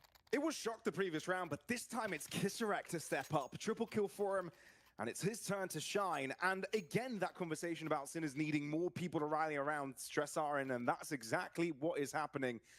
Oh, for us, look, the past two maps were one-sided for each of the teams. Sinners 13-7 on Nuke, ENCE 13-5 on Dust 2. I feel like we're in for a close one, especially with ENCE showing how dangerous they can be on the ecos as well.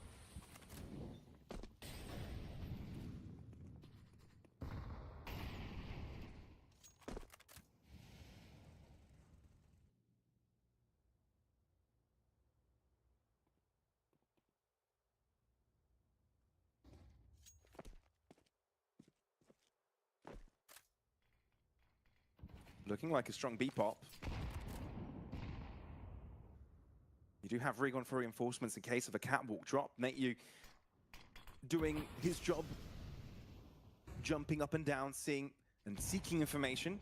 Does spot out Kisserek and taking a step backwards into bench. Rig on nearby to help. And you've also got Poddy. Nicely angled here, ENCE for potential CT side B site push. Yeah, this is the ideal position that you would want to be in as ENCE if you're anticipating a B-side presence.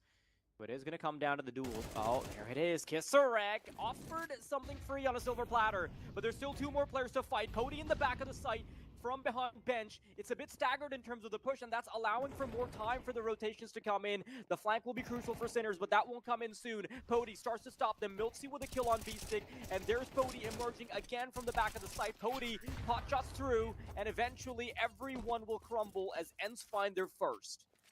Yeah, it's a good way to get back in. A solid read. I feel like that's what ENCE need to be attributed here. They didn't need too much pushing. It's just that there was dead silence on towards the A site.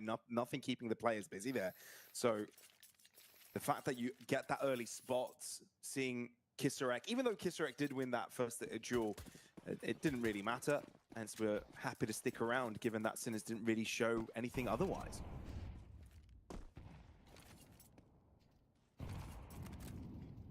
Not completely back to square zero, though, for them. A bit of an investment for B-Stick. Peppo has got himself a Galil as well, so double rifle setup. And the Tech Knights, if they get a good explosion out of side of ramp, could net themselves away back in.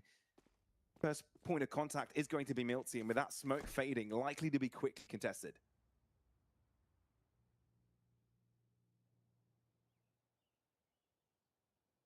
Low pace, Sinners soon are going to make it clear that A site's what they're going for. A bit sloppy. About to emerge. Couple smokes deployed. Two players to find if they want to gain access here, but nicely timed utility might be slowing down B-Stick for a second. Here they come. milC fished out of his angle. Instead, chooses to recede back into CT spawn. No, he's forced into the fight, and as they emerge, they'll eventually put him down. 1-for-1's not bad when all you've got is pistols to work with. B-Stick still got that AK-47, and Peppo wants to try and maneuver with this Galil. He's already tucked into sandwich. They still do need to get the bomb down. Sinners a little bit slow on that. But I think ENCE are second-guessing themselves. Look at the position of the two rotators that were coming in. The staggering from Sinners is actually perfect. Pristine mind games.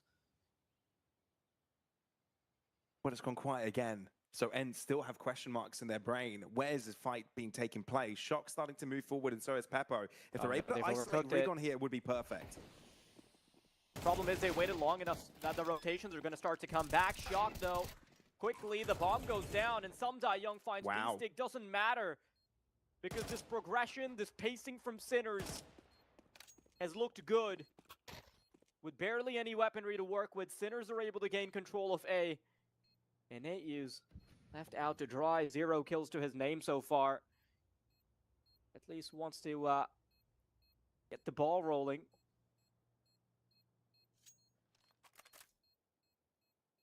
And, you know, I think ENCE are probably the team that we would give more credit to in terms of being elaborate with their game plan. Sure. But the mid-rounding there to immediately cut off all noise so they don't have to go into a 4v4 on a site and have to be forced into getting the bomb down, I think that is just perfect mid-rounding. No, it's brilliant. It's very reminiscent of what ENCE were bringing out on Dust 2 as well. A How lot do of you even cutting noise and communicate putting that, by your the way? opponents on a really rough point, right? Having them being forced to spread out wide to see what exactly is going on the rest of the map. Like, that's my question, right? Like, as you're going into a site with util and you're facing resistance, how do you quickly enough communicate that you want to stop, tuck into positions and stagger it? Like, surely that has to be some kind of premeditated bit of Sure. comms that they can streamline, because otherwise it's really difficult to even hear your IGL in that chaos. SDY going for a sneaky push potentially. He's got an Beastic on the AK. other side of it with a potential connector crunch in as well. ENCE have got a lot of information. You've got ramp cleared out by Miltzy. You know the pressure isn't exerted there, so you know something's up. Palace taken down, Kisarek not having a chance to reply. Peppo spots out ahead in catwalk. You know you've got to be cautious of that position either way. But being blocked on every single position, Sinners can't really make their move yet.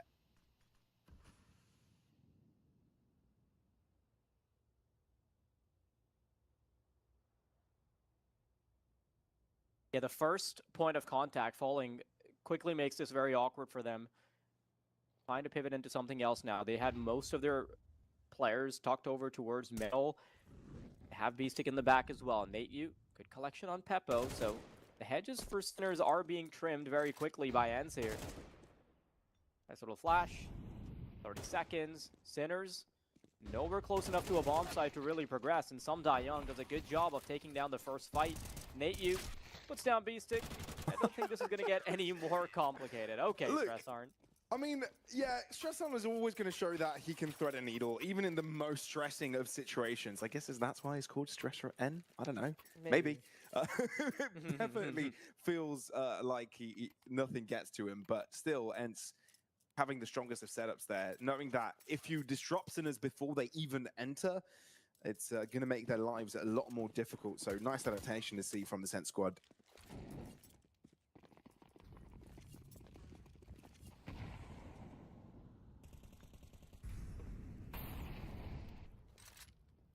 You've got to remember that there was a swing round in there somewhere by Sinners. And it's clear that Sinners can be a serious threat even when they're not fully equipped. Very slow pacing this time. Sinners generally are very comfortable with running down the clock here on Mirage. Single Molotov is going to slow Sinners down to no end. We've managed to cross past, though. Oh, there it is. Raygon down. 2 for 2 is not bad, though. Even if ENCE are able to recover it pretty significantly. Look at Kisarek. It's crossed all the way into market. And I feel like ENCE don't have a clue. If Sinners just cut noise here, play it slow, play it safe, and even try going into this apartment push in B, this could be an easy way in. Honestly, I really thought that they would already send the market player deep into CT to make the fights a little bit easier. Nate, Thinking about it. Yeah, I mean, he knows there's a possibility that they've already crossed over, Timing. but he's not fully ready for it. Doesn't fully clear the angle. There's the headshot. Nate, down. And that is an open bomb site. This is huge. Kisarek just pushing there has given his team a way back in. It looked impossible with a weaker buy. It looked really rough, but... Hang on. SDY and Miltzy have got a task on their hands to deal with this. Already one taken back. 2 versus 2. Both from catwalk. Sinners, 1 in apartment. Shock could be a disruptor here. Yeah, the crossfire being set up by Shock is going to be the difference. Kisarek, though, doesn't really need all that help. Instead, Sumda Young is forced into an awkward position where he has to look for apartments. He has to find Kisarek as well. There it is. He's going to try and stick it. Knives out, looking for the body. Here's the meaty noises, and Kisarek knows he's right on target. Sinners, again. The weak buys are not phasing them. Yeah, bullets won't do it. The knife, the blade will. And you're right. It feels like they've always got some sort of an answer here. And again, similarly to the round which surprised us as well, cutting noise onto the A site, they knew exactly that. If you keep players busy in one direction, the likelihood is your opponents are going to have a weakness somewhere else, right? So ENCE exploit that, sure. You're a little bit lucky knowing that no one is looking to that B site, but the fact that Kisarek gets into the back lines, the world was their oyster. They didn't get overwhelmed with the decisions available to them. They just made the simplest of them all and say, B-site open, we've got a player and an off-hanger that could catch any of these rotations, and they just went for it.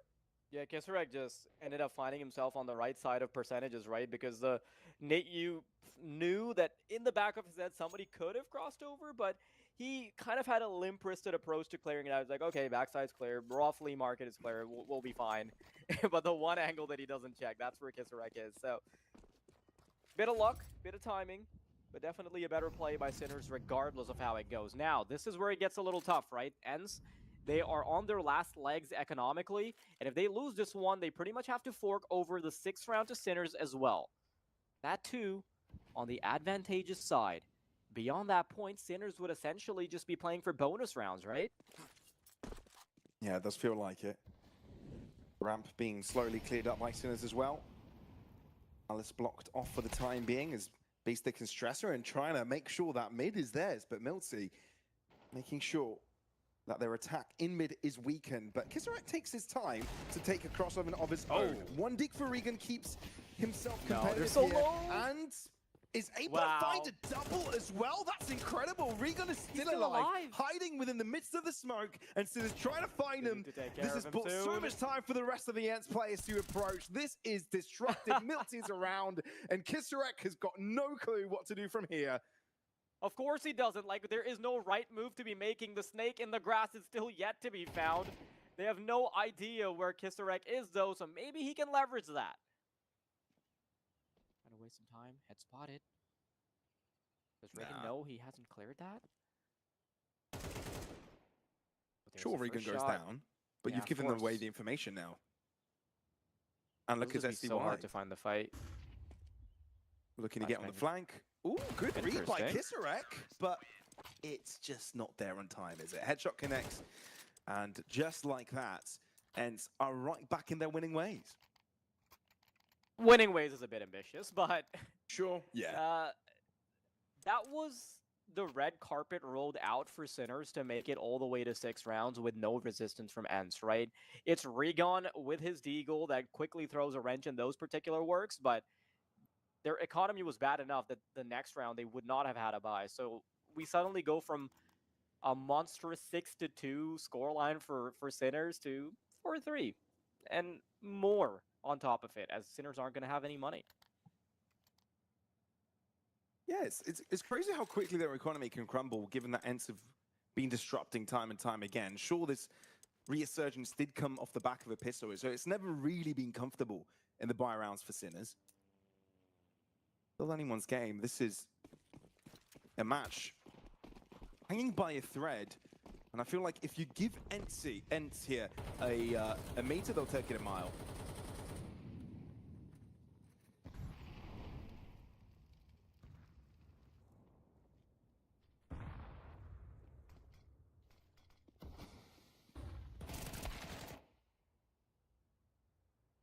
Going for the lower push, going for the peak, throws a self-assisted smoke as well to cover his tracks in mid, but can't win the 1v1.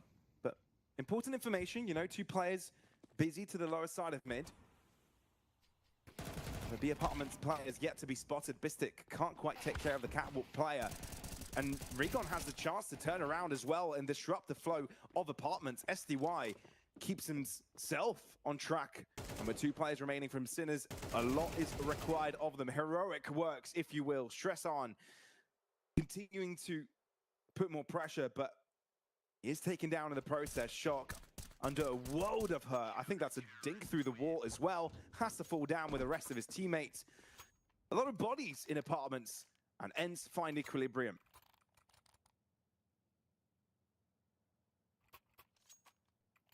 Equilibrium that we didn't think we'd ever see. Sinners were meant to get past a hurdle, break away from the pack, and make this game, at least the first side, look a bit clean, but they've got so much work to do now. Definitely going to be weird for them money-wise. Miltzy's able to get a freebie there on Kissarak. Not much that you can fight back with. I mean, you've only got Glocks, no armor, nothing. So a chance for ENCE to breathe freely. And you know, if this game ends up being a close win for ENCE, Sinners are going to look back and know that there were only a couple of moments that could have completely changed this for them. Ooh. Is this one of them? Could Maybe. this be it? No. Well, an M4 is found, and Shock is giving us some goods to talk about. There's a bit of a distraction for Peppo to try and get this bomb plant down on the A side. Miltzy so reads annoying. it. Yeah. Okay, the bomb's out of there. Exactly. With the bomb down, the potential for this round is absolutely in the garbage bins, and ENCE have got themselves the lead again. With how many swing rounds we've seen, I think you and I were both anticipating that that could go somewhere if Sure. the full rotation happens and the bomb can go down on A. There was a chance, but not a big enough one for us to get excited about. That being said, Sinners, they certainly now have a buy that we can get excited about. It's all the rifles being brought out. And with firepower, I want to see if they can switch things around. Raygon, you know, you were talking about how this is the man that can make those dynamic plays.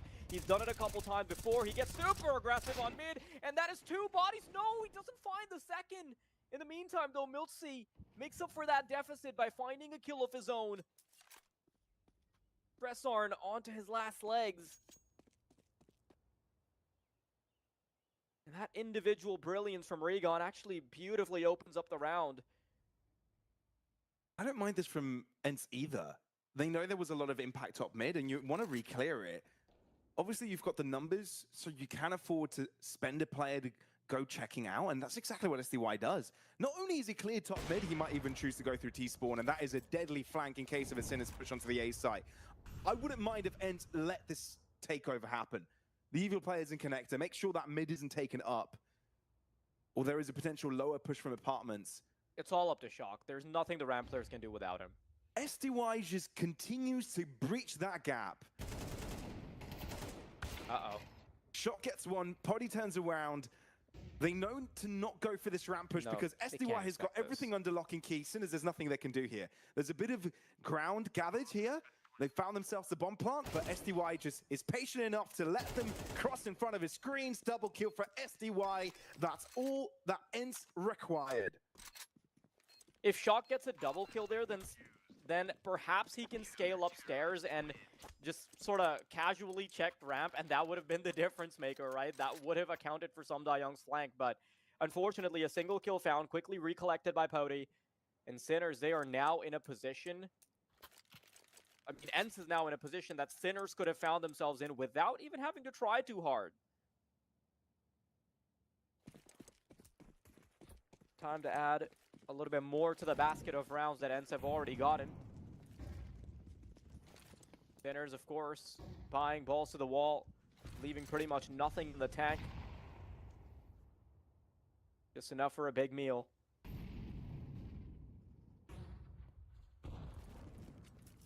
This last round is going to be so stressful for Sinners if they can't find this one. I mean, I feel like it's already stressful for them, right? It's not like they can get a foothold over this game just yet. That is and with true, Wriggle but... lurking in every single shadow, that's also a dangerous prospect.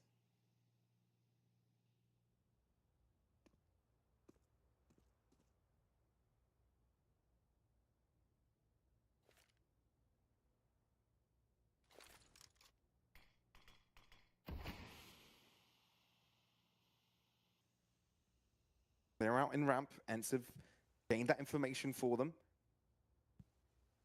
Let connector take place. Poddy, if he takes that wide swing, could net himself some impact, but at the same time doesn't want to get caught. Knows that his position is impactful. Mollied off, so no longer has the option to swing.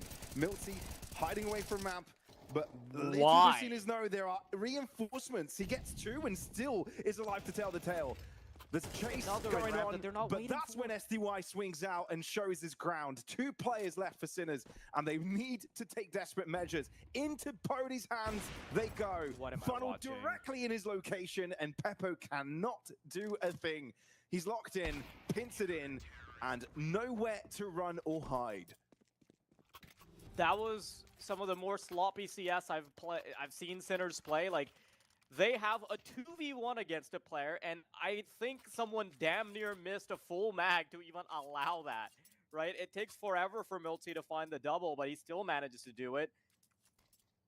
And you can't even break that down on a strategic level. That's just players missing their shots. If you find that one cleanly in the 2v1, then maybe you can actually stomach the second player that comes out of ramp. But now, this is what I was talking about. A very stressful position for Sinners to be in.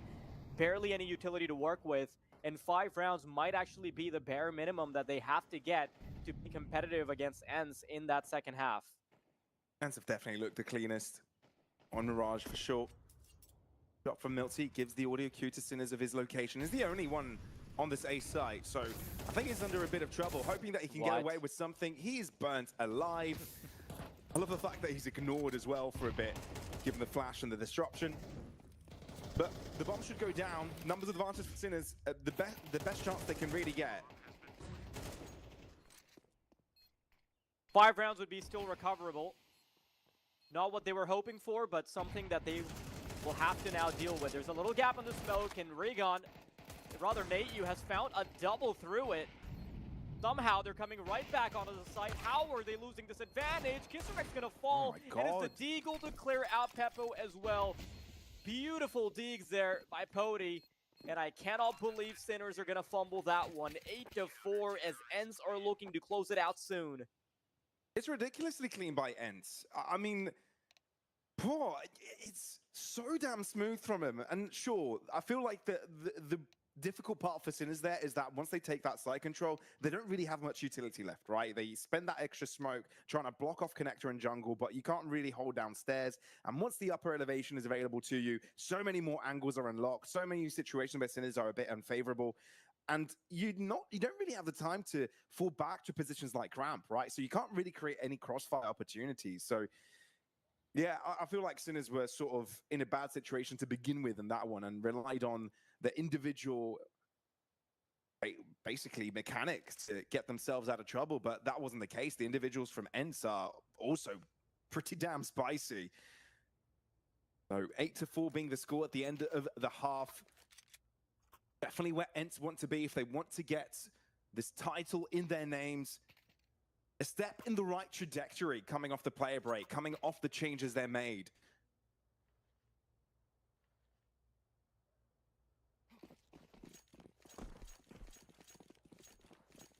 One of the more heartbreaking things in terms of the storyline of this game is the fact that Stressorn has maintained a KDR of 2 for the first 2 maps. He put on a damn good performance even for the second while they were getting battered, right? But he might have nothing to show for it. Kicking and screaming is how you described it, but there's a lot more kicking that needs to be done. He needs to punt them into the ground, but he's the one that's collected instead. Miltsy to find his head. And very quickly, ENCE overruling a site. What do you even do on this retake? And that's the thing, right? Even though we've seen how good ENCE can be on the macro scale, when it comes to the shooting, they don't lack that skill either. Very smooth with his pistols. Barely any damage taken. Sure, Rigon is on a very nice amount of health, but the rest of them haven't taken any damage, apart from Rigon now. HP ruined. But not for long as the round's already over. Just a single casualty for ENCE taking down this one. It was a simple mid to connect to push to put 2 and 2 together. They've now entered the highway towards success on this grand final. Sinners in dire straits need something to make this comeback possible, but I feel it's going to have to wait just a little while because now only pistols to work with and double digits looming for the Zen side.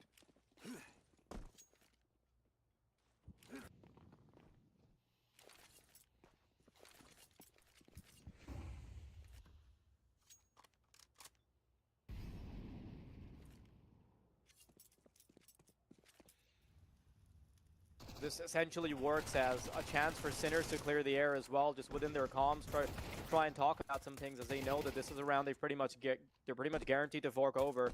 Kissaret, consolation prize gain, sure. But when you're inches away from letting the trophy slip out of your hands, and of course a ticket to the closed qualifiers, it's got to feel a little rough. Look, I feel like for this tournament, there's so many aspects you can look at it, and I feel like the main one is that we're seeing so many teams that have made player break changes, right? Going into the next half of the 2025 season, it's clear multiple of these teams are fighting for that MRQ spot, getting up into those Valve rankings and getting better and deeper results in tournaments. And I feel like you can already say that Sinners have done a great job. It looks like these changes are what was needed, but ENCE, I think ENCE only needed a small addition to look a little bit more impressive, and it's already showing. Into the A side they go. Sinners are respecting it. The bomb should go down without an issue, and a 5v5 retake incoming. Sinners need to hit every single one of their shots from here on out if they want to stay relevant. And look at the call being made here. The cogs are already turning in the IGL's mind. Sinners, they do not want to throw away these weapons for a 2% chance at getting the retake going. Postured defensively. That's it. Giving themselves a chance to back out. Stressarn kind of in an awkward spot where he can get caught as he tries to run away. There's the first skill, but that is going to be it. The first and last, as Sinners want to live to see another day where they've got a chance. Peppo, everything they've been getting in the second half is just consolation prizes. I mean, you can look at it at the angle that you're giving yourself another chance to get another crack at this, right? Begin a comeback of sorts. But at the same time, this isn't still running away with the game, right? They're just 2 rounds away. And if you just win one round from here, say Sinners aren't able to pick up the pieces, it's won, right? So Sinners need to answer here. This is it. This is the round to win. One of many, at least. But without it, and just close the game out. The price of entry into having a chance at a comeback is, of course, giving up that 11th round for ENCE. And Sinners, they've elected to make that call, give themselves a hair's breadth to work with. Thinnest margin possible if they lose this. Let's see if they can manage to walk a tightrope of 2 rounds and bring themselves all the way back. But so far, so convincing. Flashbang to try and peek into middle. Capote's going to be able to back off without running into certain death.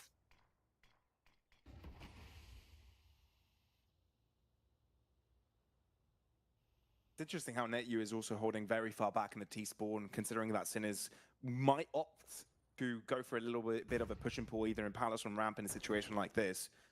So very patient here, and really taking into account anything that Sinners could be throwing at this, knowing that it's their opponents that are on the hot seat right now. Good position for Sesson. Could catch Rigon off. Oh, that is good. With Pody being as low as he is, and Stressern being able to find a pretty much uncontested kill now, defense on the B side is going to be so much easier. Look at this. This essentially turns into a 3v3. And the defenders are going to have a much bigger advantage. I mean, there's nothing for ENCE to use to disrupt Sinners and make them move out of position. This is a great hold. You're hoping that your individuals can shine, but Sinners finally get the right end of the stick, the bigger end. And with that, Milty was the only one that was on a lurk play, a potential late catwalk crunch, but we'll have to survive with the AK by the end of this one, giving Sinners a chance. The game's not over yet.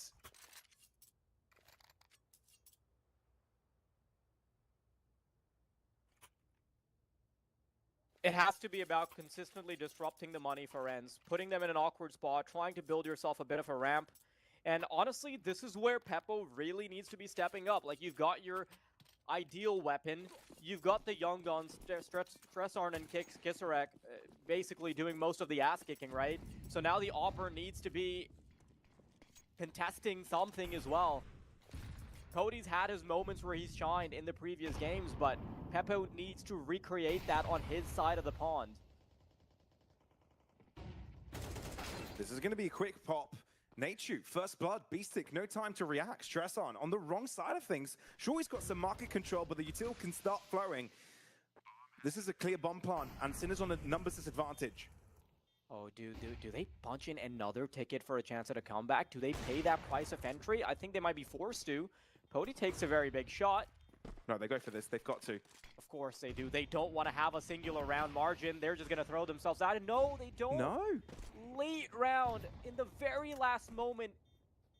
It's the smoke that's the final nail in the coffee, right? You were hoping that you could get away with a peak, whether ENCE is able to, cross in front of your screens, potentially find a frag, an opener, keep the numbers even, soften them up a little bit. You gain information on where they are.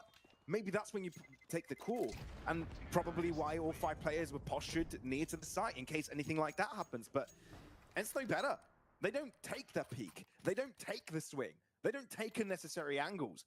Instead, they hold their ground, let Sinners come to them, and because no fruits were given, Sinners don't get to eat.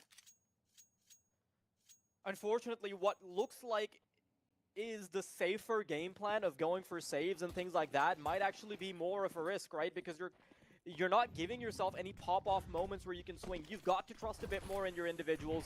Let them shine. Let them take the risk. If you're going to lose the game anyway, might as well put yourself in riskier positions. 7 chances for ENCE to close out the game. It's a fast push into this B site. miltzy looking to see if he can find Beastick, looking to escape that Might not need angle, all of them. but it's inescapable. B-site takeover. And look how far miltzy has gone. Into the back angles of market. He's right behind the fridges, and no one is checking him. Walking right past him. Oh no! ENCE got full control of this. miltzy will turn around, and he's been given a gift. A double kill to close this out, and it's ENCE's tournament to take. They are the Thunderpick European Series 2 victors, and a 13-5 score will put Mirage in their pockets. Of course, we've got to bring Alan back to have the conversation. I want to hear his thoughts, but of course, quickly, a look at the champions. 2 beautiful games. Despite the fact that Sinners made themselves look so good on that first one, despite the difference that they had on Nuke, it feels like they just ran out of gas on that final one. Not enough risk being taken, not enough individuals being allowed to shine. And you know what? If you put these players under the microscope, there were definitely big differences. You got Pody, who was performing just a tad bit better than the opposition's Opper. You had Nate, you getting some really good kills. You had Regon putting himself in those positions that you were saying he wasn't able to do under previous systems. So this is some fantastic work, and I really do want to hear Alan's thoughts on how all of this broke down. Let's bring him back in. Barnstormer of a third map. ENCE, second map onwards, were just completely formidable, I guess, during that that whole spree of rounds, and particularly the last round. Honestly, I wasn't even ready to come on air. and then from behind, the smoke was so perfect onto the market door, sorry. And it just pulled all the attention of Sinners, and they had absolutely no chance there towards the end. So massive one from ENCE. They caught me off guard, probably caught themselves off guard a little bit too with that win. But an absolutely tremendous showing from ENCE and the boys. I thought Regon on that first half was absolutely sensational on the CT side, finding so many impactful kills, doing so much damage. SDY, despite calling for this team, had an absolutely fabulous map. Poddy, not towards the top of the scoreboard, but still had its impactful moments. And then obviously on the reverse, Tresarin, who has had a fabulous series, wasn't a huge factor on this map. You certainly can't blame them for losing Sinners this grand final, but certainly you saw a Sinners that without their star players, they don't have so much to fall back upon. Whereas ENCE seemed to me to have a better structure, more areas of the game and the map that they can exploit, and I was just very impressed overall by ENCE today. I haven't watched that much of this exact lineup. My biggest fear for this team when I first saw it was a lack of experience, a lack of understanding how to play mid and late round situations, but I've been very pleasantly surprised over the course of today, particularly of course Dust2 and Mirage, over how strong they do look in those situations, over how SDY seems to set up this team and they make good decisions, how they rotate, how they are decisive, how they play their afterplants. All in all, a really fabulous series from ENCE. They'll go back and watch the nuke and work out what really went wrong, particularly on that second half. They didn't get a T round, but outside of that, a brilliant showing today. They were so good on Dust2. They were even better for me on Mirage. And I think on reflection, I think SDY is the man of the match for a lot of the calling. The Seasides are so good across those two maps, and of course, individually played a great series as well. So, what more can you want, lads? This is ENCE, exactly as we wanted. Regon, the new pickup, looks like a formidable player once again after obviously a long stint without being in the limelight in top end CS. The future is bright for all ENCE fans, surely. And you know what? Finally. In retrospect, I'm really glad that Sinners ended up picking into their comfort pick rather than exploring like an unknown overpass, because I think that could have given us potentially a very uncompetitive game of CS. It does still feel like Sinners are the team that need to rest on their laurels. They need to have like their two biggest pickups actually pop off. Otherwise, there's not like a huge amount of stuff that they can fall back on, and it's something that you rightly pointed out, Alan. Hell of a day. Commiserations, of course, for their opponents, Sinners. They fall short here, Pavlos, but they still played a great series. We clearly see how the star players of this team, when they're functioning, give great results. They shouldn't be too disappointed because Sinners feels back on the right track to me. They definitely do, Alan. And I feel like that's something you can mention for teams like 500 as well. Sure, there've been moments that you think, oh, I'd love to see them, not make that mistake, not, fall victims for that sort of fake, or not drop a few pistol rounds here and there. But let's be fair, this is just the first tournament they're playing with the current iteration of the roster. Growing pains are a given, and I feel for Sinners, the fact that the growing pains only reveal themselves, or at least by a big part, by ENCE, a team that already joining in this tournament by namesake alone looked like the favorite. I feel like they did a solid job, and showing up on Nuke, guns blazing, that map number one looks so damn impressive that I feel like if you're able to just go back to the drawing board, see and figure out what happened in the other ones, I feel like they are set up for a good time, a good rest of the season. And sure, there's a lot of work to be done, a lot of tournaments to play and get deep runs into. But if this is the first one you're able to do and get into the finals, I think good things to come for these guys. Yeah, a fabulous run for them. And again, when you've got such good individuals, it's almost, sounds a bit bizarre to say, but when you see the mistakes this early on as a team, it's kind of a good thing for us to see that. Exactly, yeah. It's like, if they just clean this up a little bit, they could have won this series. They could be even better. They could place one another events. They're going to rocket up the VRS rankings. That is almost for certain with this team and the way they're playing. So I don't think they should be feeling too bad. A final word, guys, on ENCE. SDY, back to calling. If anybody has had any reservations, surely they're gone now, because he can call a good game. This team looks to be fully functioning again. Yeah, and while we're on that...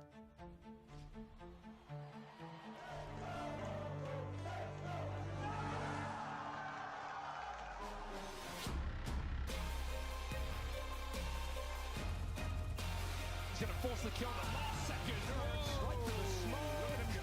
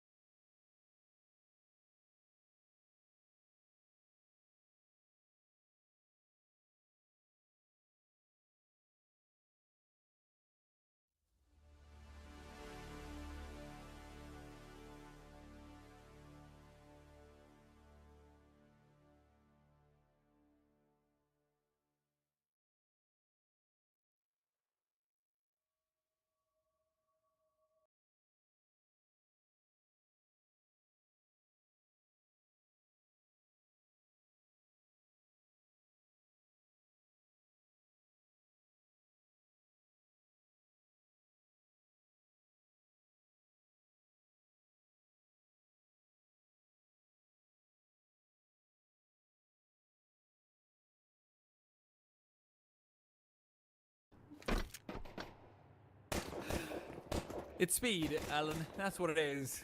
I told you they'd be aggressive. You're I right. did warn you. A turtle fire are right there with him. Back over towards heaven. The retake is on. Where's the util? Flash comes in now to heaven. Emor goes straight in. There's a player behind the box. Players are all around. And there were just simply too many Reason members to be overcome there. quite an easy after plant for them, all said after they dodged the initial flash. So, Poles on the board, and Eternal Fire will be kicking themselves for leaving A so open there.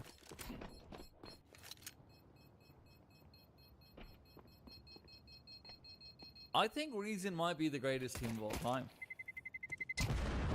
That's Big the data set you're smoothest- working off. With That's that. the smoothest A rush I've ever seen. Just single-minded, no double guessing.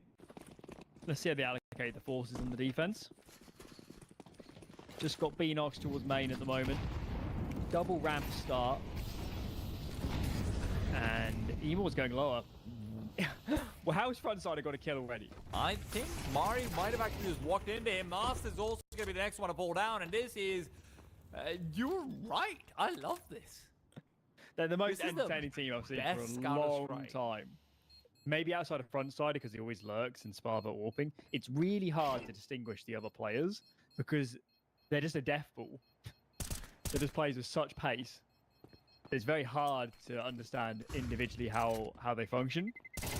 And maybe that's part of the idea, really. They always are going to operate as a unit. Perhaps waiting for a reaction. It's not coming. Through the spam from Master to make sure that no one feels comfortable actually coming in through the smoke. Beanox has found one.